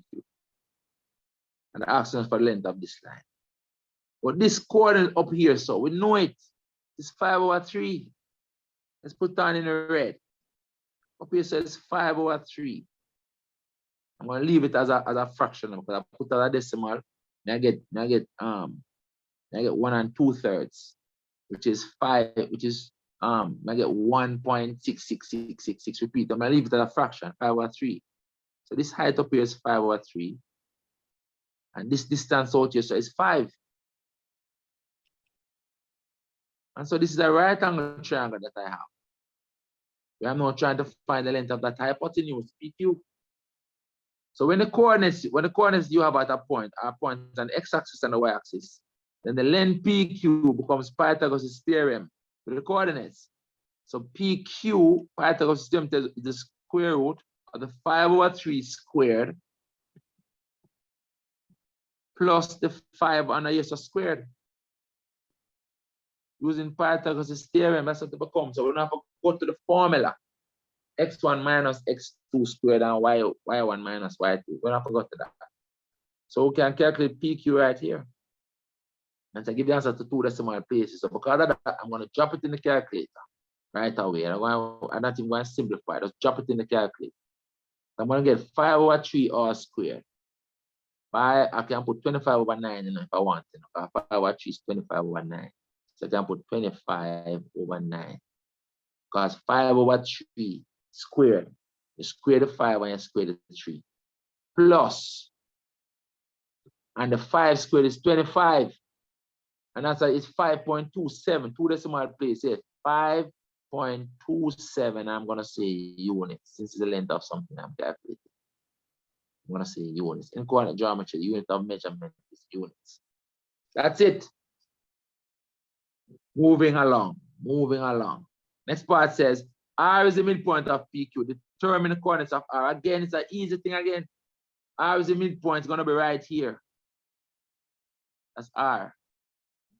So it's going to be halfway up. It's going to be halfway across, which is half of the 5, and halfway up, which is half of the 5 over 6.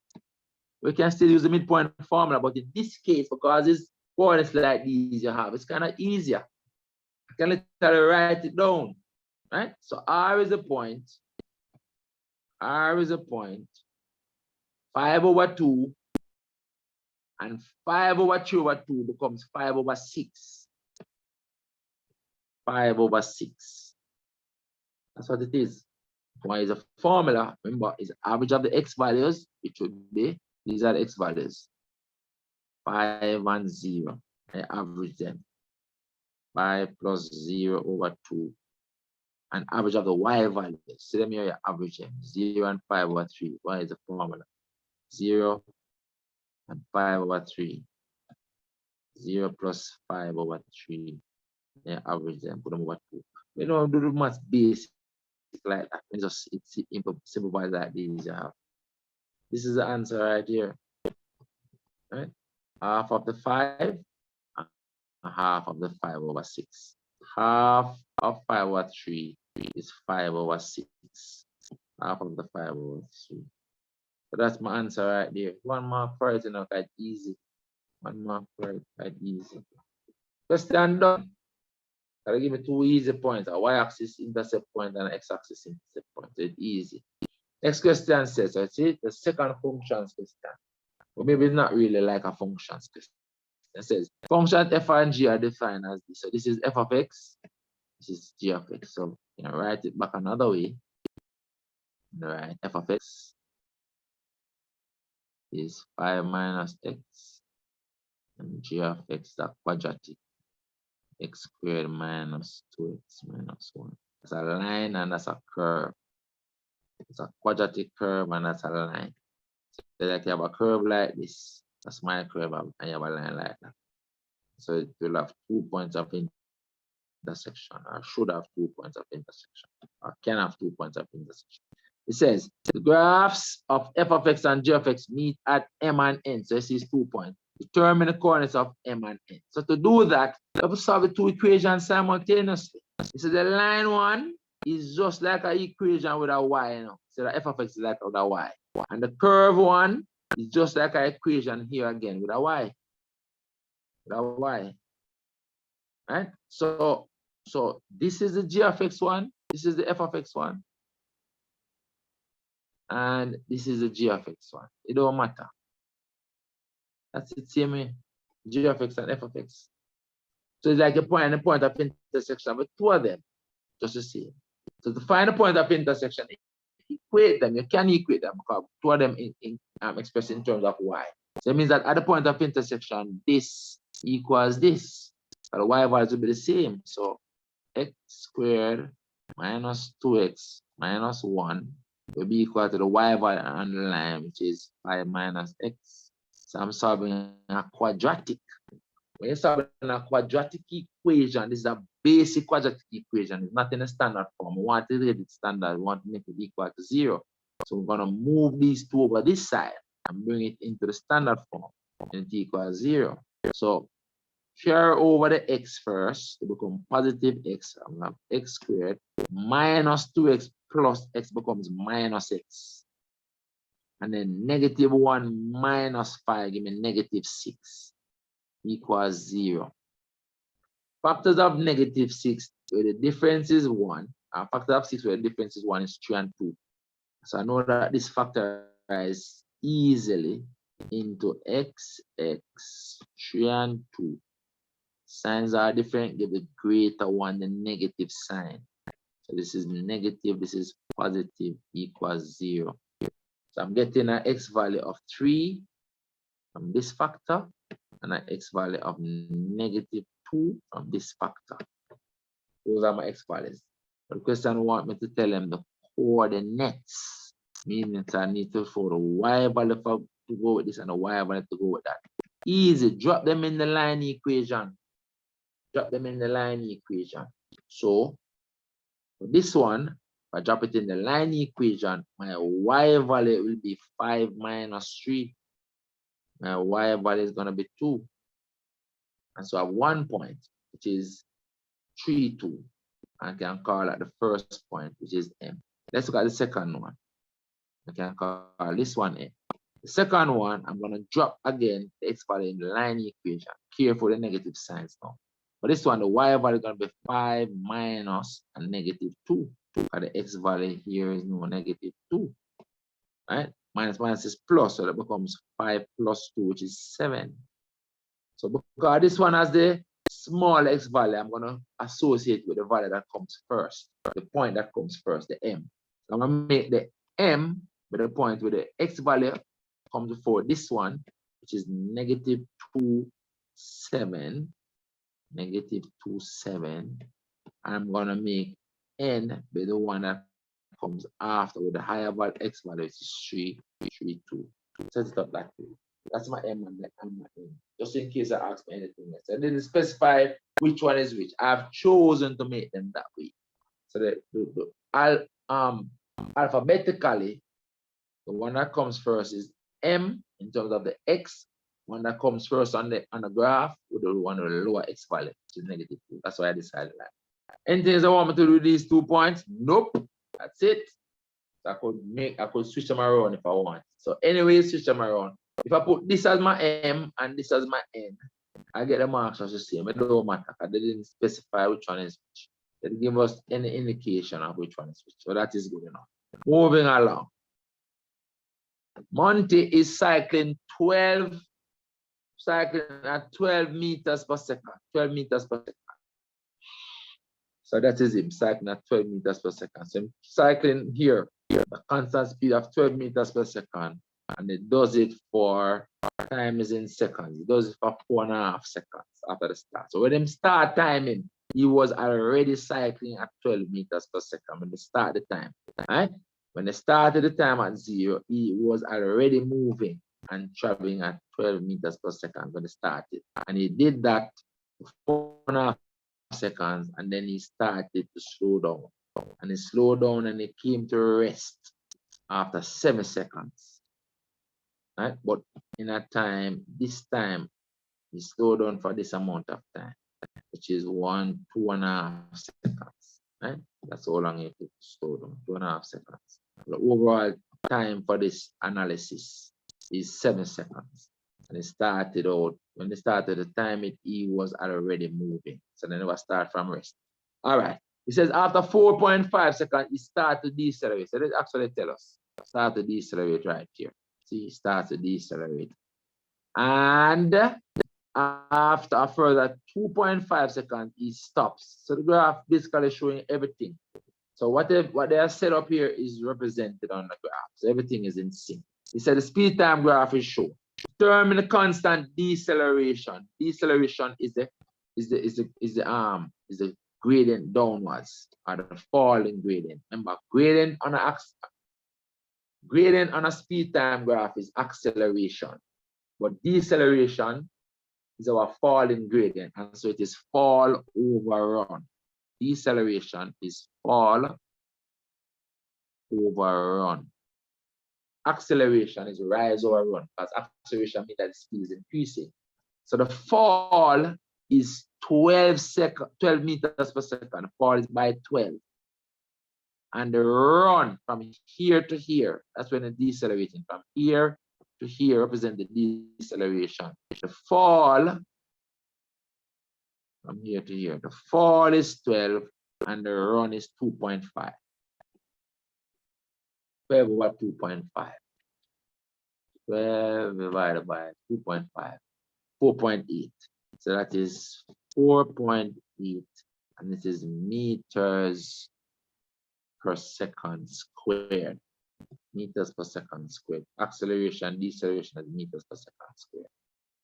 But good with that? But okay with that? Yes, sir. Yes, sir. Then I want the average speed for the 7 seconds. The average speed for the 7 seconds. Average speed is total distance over total time. That's the average speed for the journey. Total distance over total time. So this equals distance, total distance over time. But the distance is area. Distance on a speed time graph is area. So this becomes area really. Area under the graph over the time. And we're talking about the total time and the total area. Let's work out the area right here. So, to the side. What is the area equal to? We're talking about for the whole journey. So the total area under the graph here. So that area is a trapezium. It's a trapezium. This side on the trapezium is 4.5. This side on the trapezium is 7. And the distance between those two parallel sides is 12. 12. And then when we calculate that area, we're going to get the distance in meters.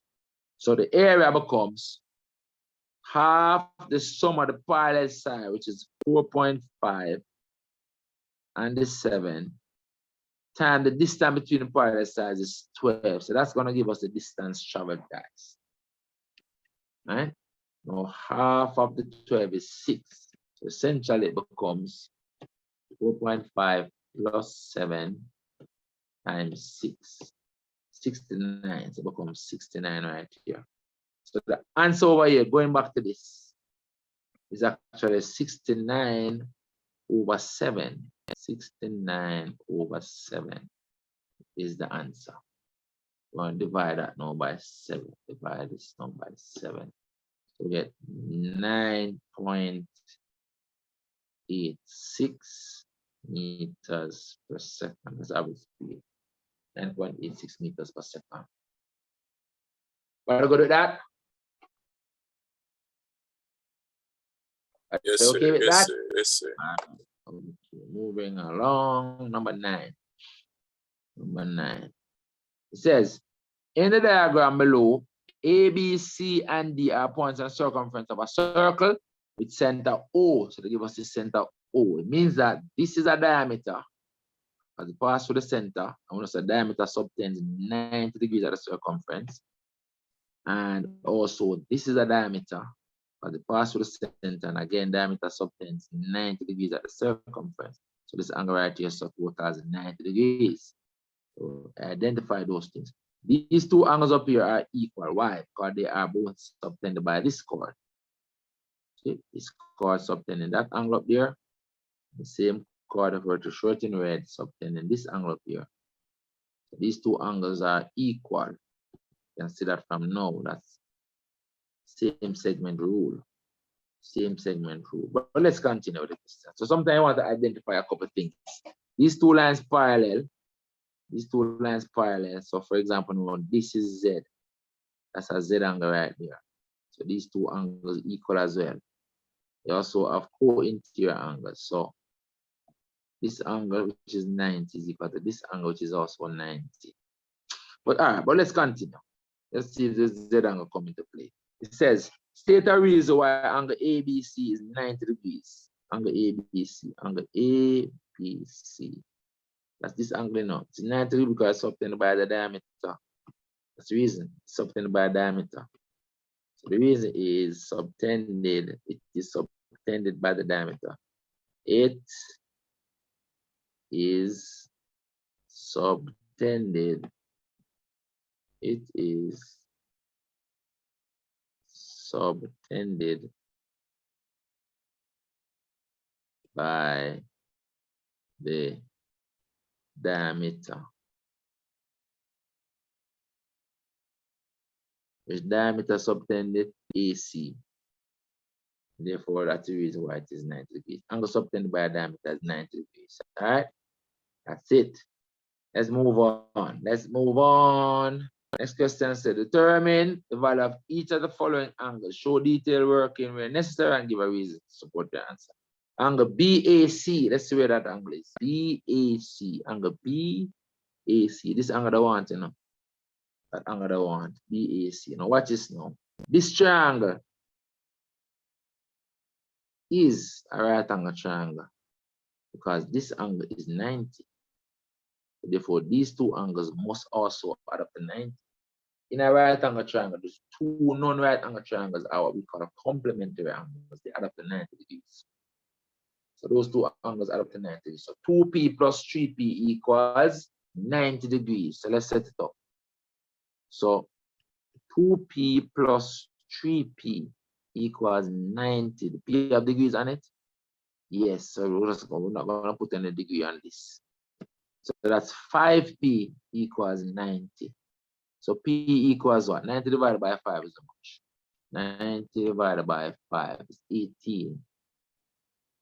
But the angle that I want is 2P, right? BAC is 2P, right? So we can say therefore, angle BAC, which is 2P, is equal to 2 times 18 is 36. 36 degrees. Right? I want a reason. I think the reason is in this. We can say we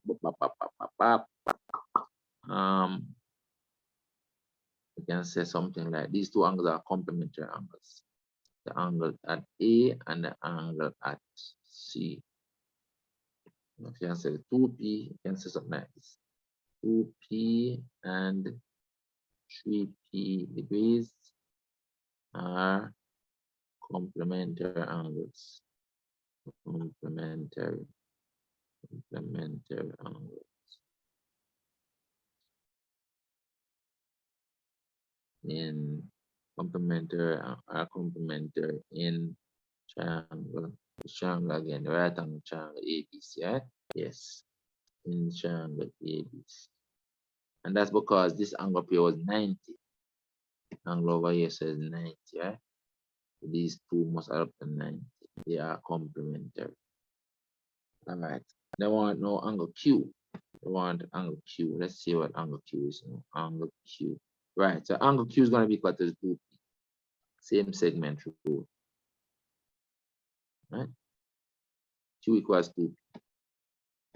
Right. Same segment rule. So when I write this, Q equals 2P. And the 2P is 36, right? So Q degrees equals 36 degrees. Let's say angles in the same segment. Angles in the same segment are equal. Angles in the same segment are equal. That's the reason for that. And then I want to calculate R. R, let's look at R now. R. For R, total angle is 90 degrees, angle subtended by diameter. So 3P plus R equals 90 degrees subtended by the diameter. So we can use that. 3P plus R equals 90 degrees. I want to say that. 3P plus R equals 90. What's the reason? Angle subtended by diameter. We'll put in a space for a reason on this one. This diameter we're talking about. Diameter we're talking about is this diameter, BD, subtends this angle 90 here. So BD. Subtended by diameter, BD. All right. So what was P again? P was 18, right? P is 18. Is 18. So 3 times 18 is supposed to be 90. Plus R equals 90. So R equals 90 minus 3 times 18. That's what R equals. So 90 minus 3 times 18. That's 36. 36. R is 36. Let's say angle R. So we can say R degrees is 36 degrees. 200 degrees on these then. The question is R degrees. 200 degrees. It was 36. That's it. All right. That's that. Next question. Bearings. And they give us a diagram to help. So it's easier. It says from a harbor H, the bearing of two buoys S and Q are 185 and 311 degrees respectively. All right. So from here, the bearing down to here says 185, and to show that one. So the north line there. So you can go back up, sir.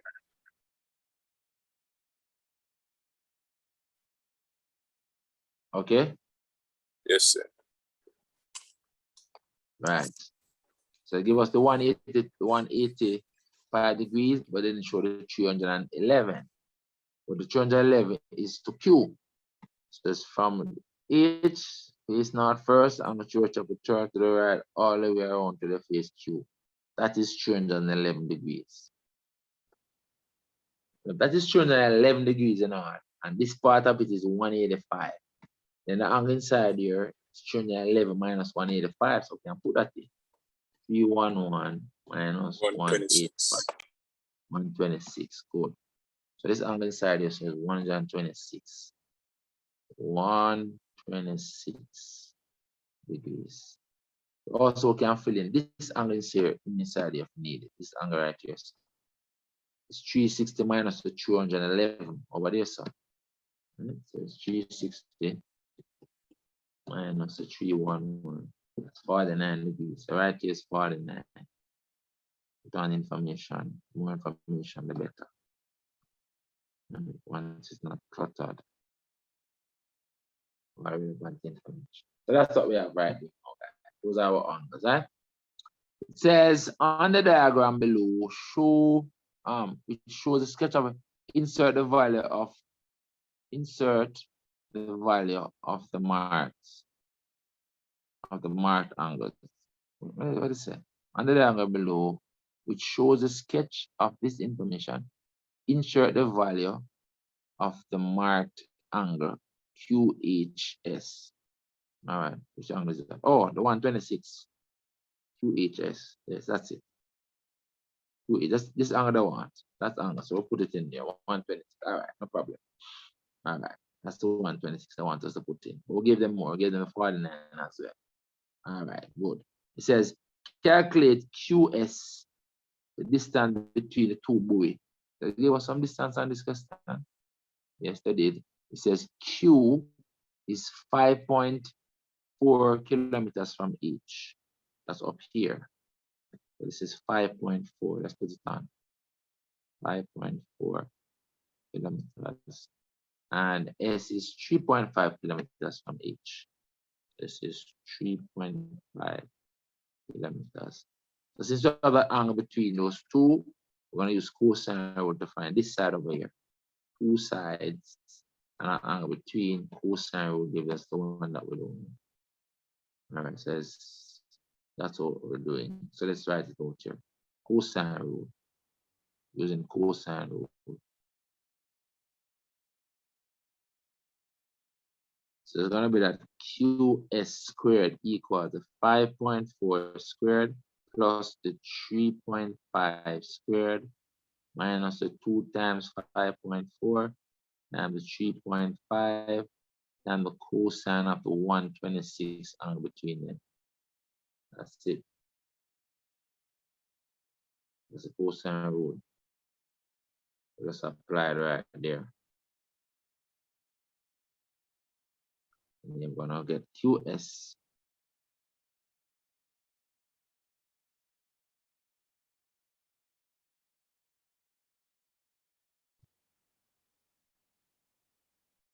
Tablet slowing up now. Tablet is slowing up again. QS equals the square root. Tablet is slowing up. Square root of whatever is over here. All right. Let's put on the calculator. Tablet slowing up. All right, I'm going to square root.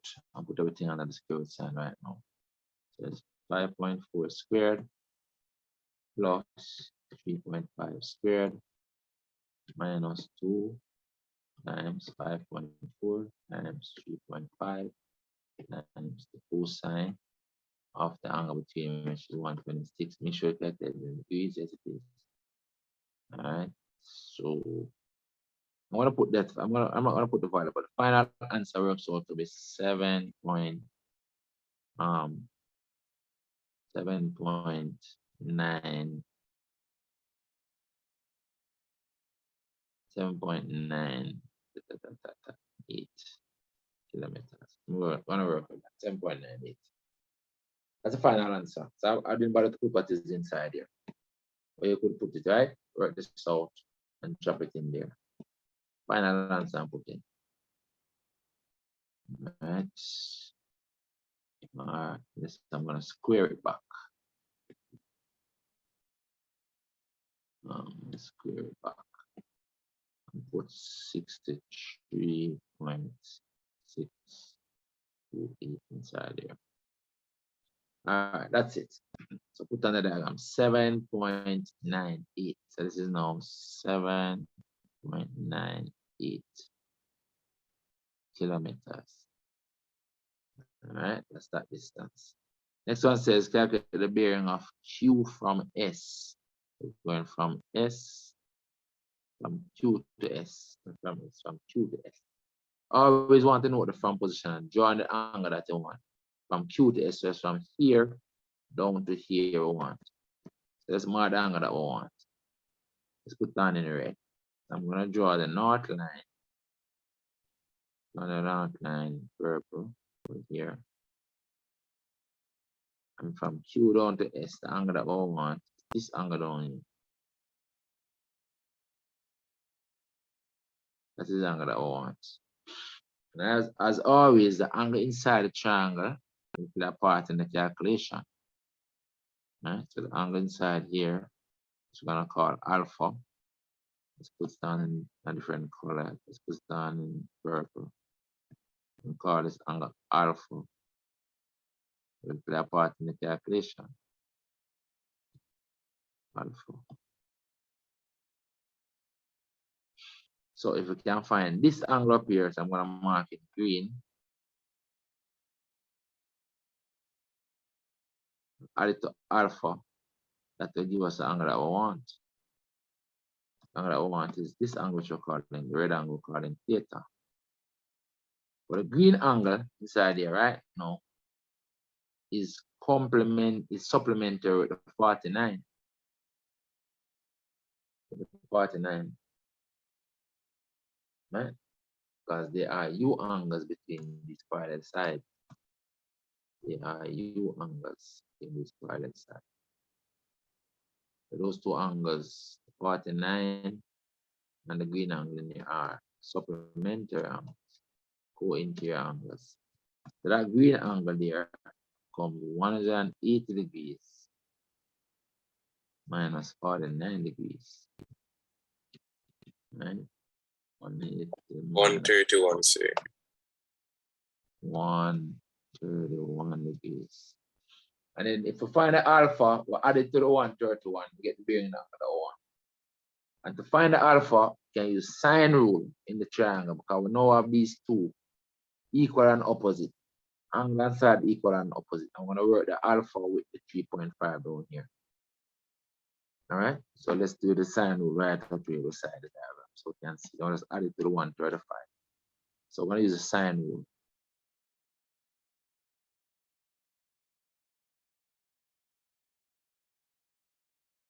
Alpha. So it's going to be sine alpha over the side opposite alpha is 3.5 equals sine of an angle that we know, which is a 126, over the side opposite 126 is a 7.98.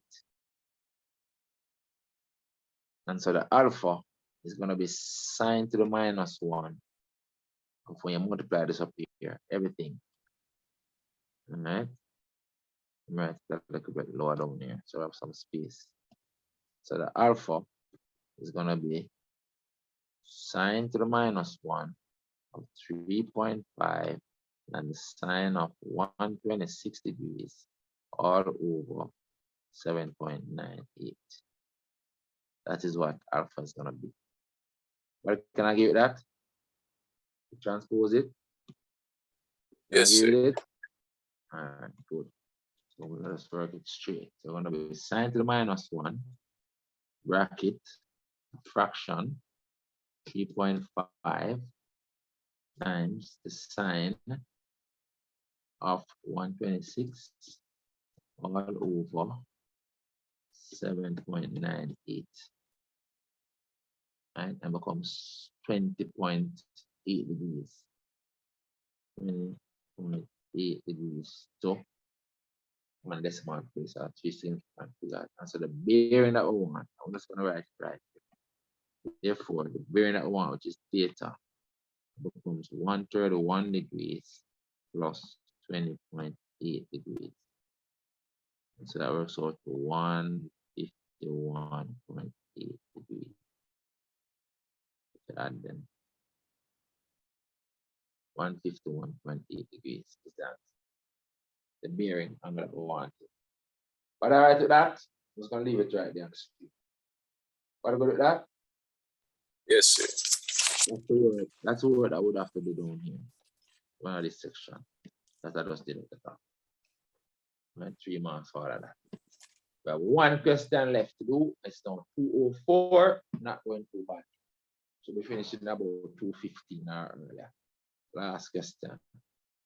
Matrices. Let's go. It says, given the matrix W, that is W, they want us to determine a 2 by 2 matrix L such that W plus L is 0. So basically you want the values that will negate all of these and make them 0. If W plus L go and get the null matrix, you can literally write it down. Right? The L has to be a value that turns this into 0, which is -3. A value that turns this into 0 when you add it, which is -6. A value that turns this into 0 when you add it, which is 2. And a value that turns this into 0 when you add it, is -5. But can I give it that? Yes, sir. Huh? Good. Next one, Yes. determine a matrix P such that WP is 1, 0, 0, 1. You must recognize that this is the identity matrix. And what do we know about our identity matrix? A matrix times its inverse equals the identity matrix. So P has to be the inverse of W. If the product of P and W is the identity matrix, then P and W are inverses of each other. So since W is this, P has to be the inverse of W. So let's write it. P equals W to the -1. That's what it's going to be. The product of a matrix and its inverse equals the identity matrix. And therefore, W and P are inverse of each other. So P is the inverse of W, which then becomes 1 over the determinant of W. The determinant is this product. Let's write it out. Which becomes 1 over the determinant of W times the adjoint of W. That's what we get. I'm going to work it out now. Which is equal to 1 over the determinant now is this product, the first diagonal product, which is 15, minus the second diagonal product, which is -12. 6 times -2 is -12. -12. This minus becomes a plus. So really that is 15 plus 12, which is 27.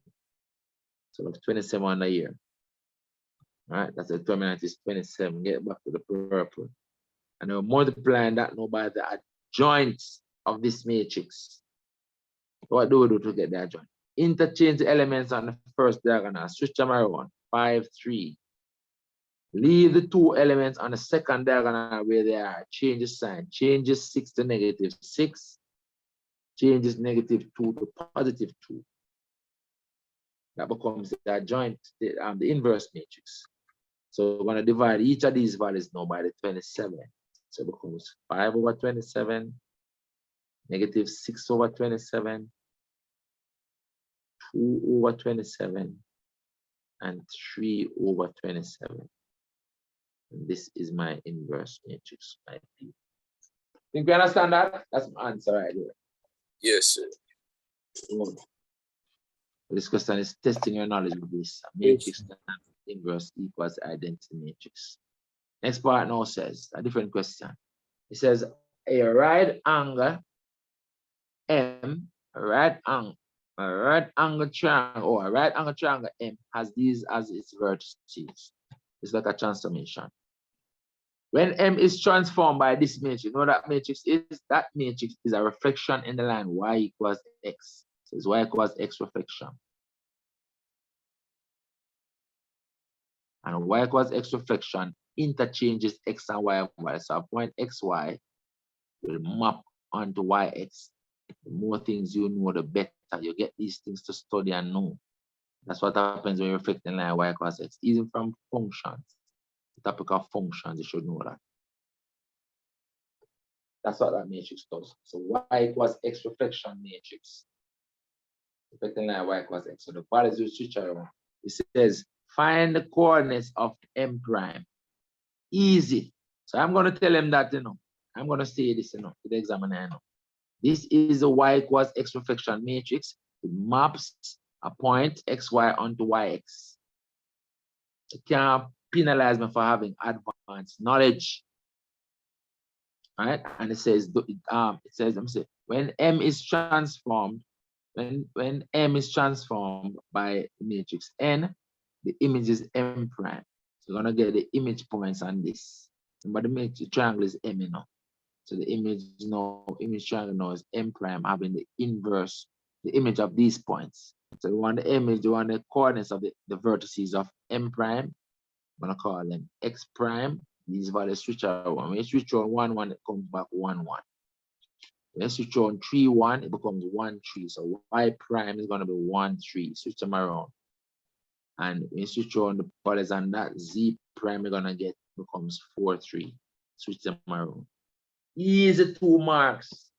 No calculation needed when you have that advanced analysis. I just tell my examiner this. This is the Y equals X reflection. And it gives me, switch around my X and Y value. Can't penalize you for having advanced. I've given them my reason for writing these answers. This is it.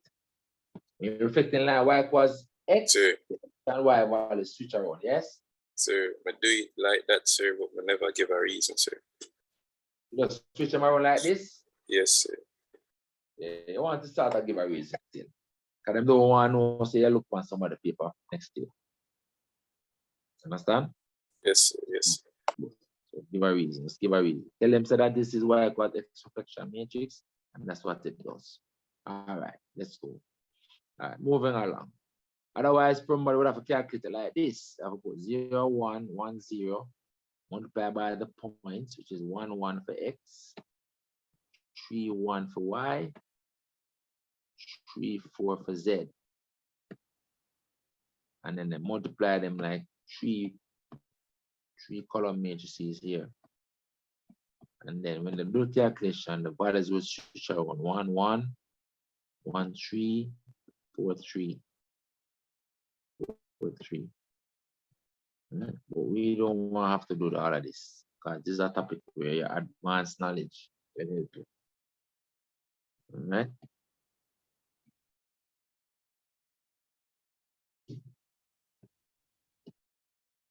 What's up, neighbor?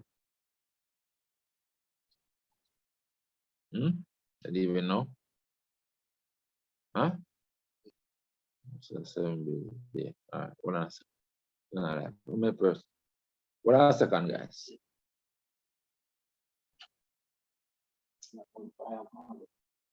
Oh, that's how the man I'm outside. I'm not going to try. No, I'm not going. I'm on a different job. All right, guys. Last question for today. I'll send you something to do later. Make sure you do it before tomorrow class, tomorrow evening's class. All right, make sure. All right, so this one says now the diagram below shows triangle OPQ, in which OP is 3U. So this vector over here is 3U, and it's short for us. This is 2U, and that is U. So it means that this is 2/3 of the whole thing. And they also give us OQ is V, or this is V. OQ is vector V. So the diagram is well labeled for us. It says Q is the midpoint of OR. So Q is the midpoint of OR. So it means that, let's put on information. It means that this vector between here and here also is V. Between here and here is also is V. This is the midpoint. And the vector from here to here is also V. All of this is 2V. All right. It says M is the midpoint of PQ. So M is the midpoint right here. So it means that this length and this length is the same. M is the midpoint of PQ. Not worried about that just yet. I can say PM is half of PQ. All right. PM is half of PQ. Similarly, MQ is half of PQ. All right, we know that. All right. What else is there? It says L is a point on OP such that OL is 2/3 of OP. That is already indicated with these numbers, so we don't have to adjust anything. All right. I'm saying this is 2/3 of the whole thing, and that is already broken down for us to give us that is 2U and U. So that that is done for us already. This is already taken care of by this 2u and the u there for us. So we have to worry about that part. It says, write in terms of u and v, meaning your answer must have u and v. So looking for the vectors and the expression for Lm. So going from L to M. All right. So what we have to do is say, how do we go from L to M? To go from L to M, we can go up to P and then come down to M. All right. But then now the P to M is half of the PQ. So it looks as if we need to know what PQ is first. Even though they didn't ask us first, it suits us to know what PQ is first, and we can get PQ from the diagram. I'm going to put it right over here. I will need it. Helps us.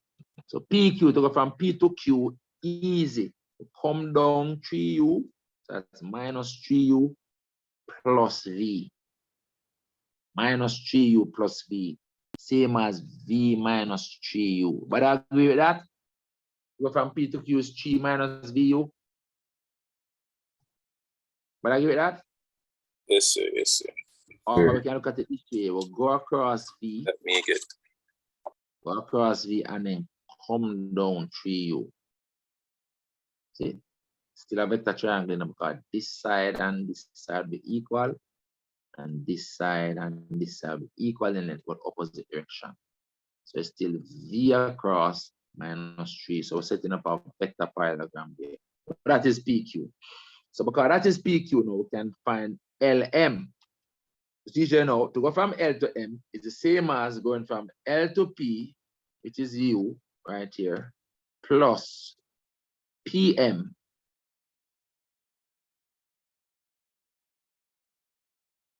PM. But the PM is half of the PQ. So this becomes LP,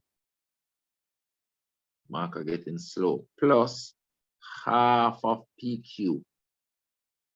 Dropping in the values now. The LP is U plus, we're doing half of PQ now. So it becomes half U or half V, or we can put V over 2. You can put, yeah, half V minus 3 over 2U. We want to put this U and this U term together. Right? Put those two together. And so it becomes half V, and then a whole U minus 3 over 2U becomes minus a half U. That is the same as 2 over 2. 2 minus 3 is negative 1. So it becomes minus a half U. Minus half U. That's what I get. Sir, what if you never simplified, sir? And you left this? Yes, sir. They give you a marks, but it's good practice, as I've always said, to have the expression in with one U term in it and one V term. You're trying to get one of each component in the expression. Because if you have to use this LM and make a comparison later, it's easier to see what the relationship is. And also, when you have it like this, you can check your answer on the diagram. Because this is saying that to go from L to M, we have to go half in the direction of V, meaning go like so. This is a whole V now. So you come in half in the direction of V to about here. And then go a half U down. Half U down. See there? It's a one whole U, you know. It's about half U. That's what it says. So basically it makes sense. That's a half of V. It's a one whole V. It's about half. And it's about half of a U down. So it makes sense. Makes sense. So the answer makes sense. So when you set it out like this, just in terms of the components, easier to check it on the diagram and see that the answer makes sense based on what the diagram is showing you. I always want to do that check. See if the answer that you get makes sense by mapping it out on the diagram. All right. Next part says, must calculate PR. Let's look at the diagram. P to R. P to R. That one kind of easy. I will come down here, so that's minus 3U. And go straight across here, so that's 2V. So that's 2V minus 3U. Or if you look at the vector parallelogram, we can do the 2v all the way out here. So put it in red. Let's see better. Right, put it in red. You can come out here, so the vector parallelogram, that's 2v minus 3u. 2v minus 3u. So anyway, take it is 2v minus 3u. Right? 2v minus 3 to go from P to R. So it's kind of straightforward. So we can literally just write, right? So this becomes 2v minus 3u. But I give it that 1 mark for it, and okay, I can look at the diagram and see it. Then it says, prove that L, M, and R are collinear. L, M, and R. L, M, and R we're using. So show that they are collinear. L, M, and R. That's these 3 points. Show that they are collinear. So you can see that diagram on a straight line.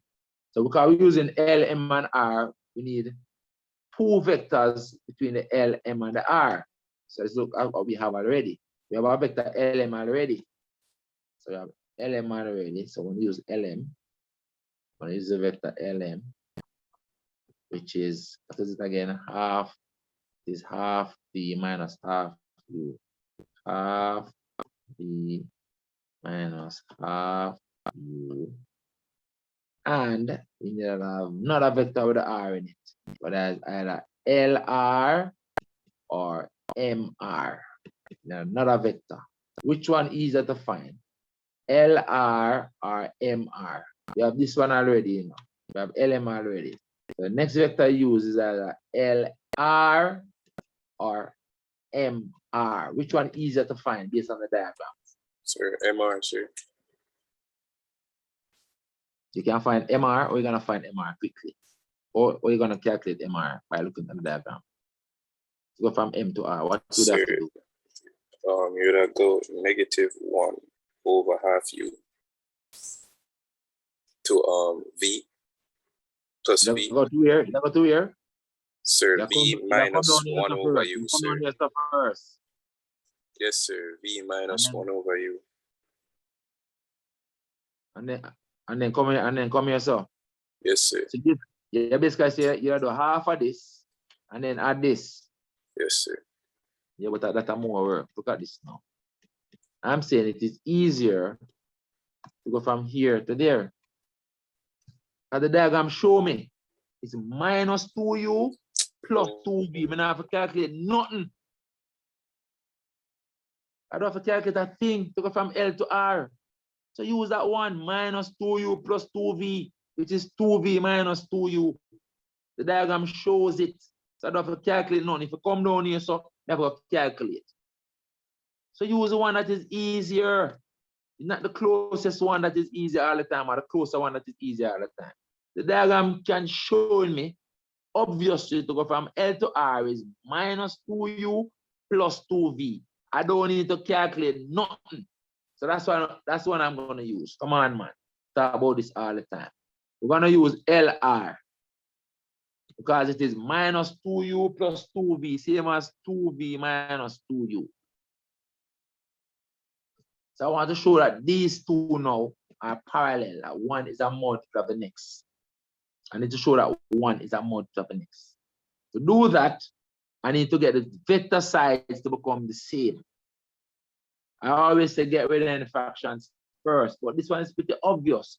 If I want this side to become the same as this side, so I can equate the LR, MR parts, what do I need to do with this one?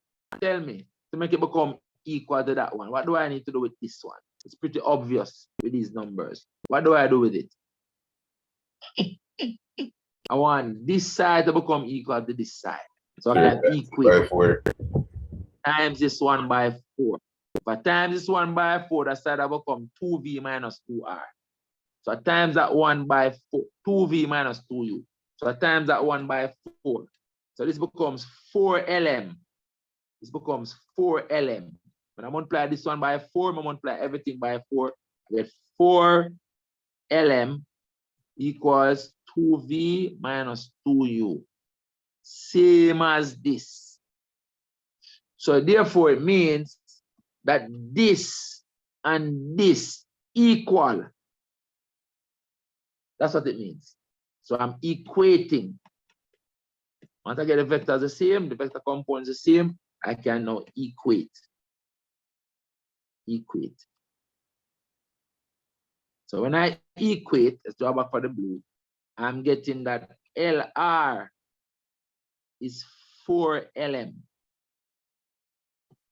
LR is 4LM. LR is 4LM. So I've gotten one vector to be a multiple of the next vector.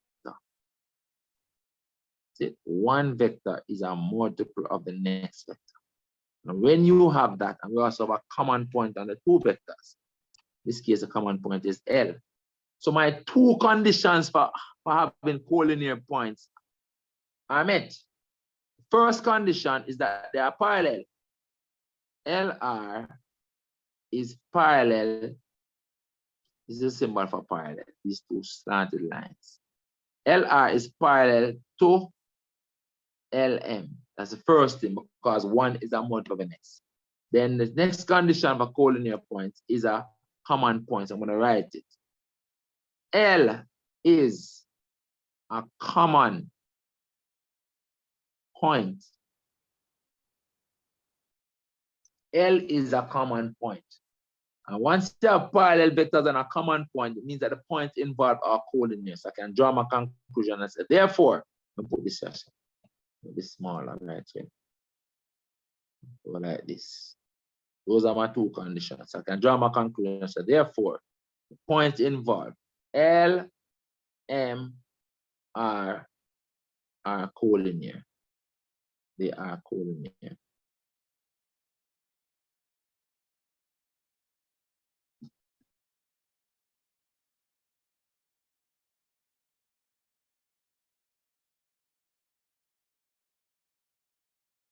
Shown. Quite easily brushed aside.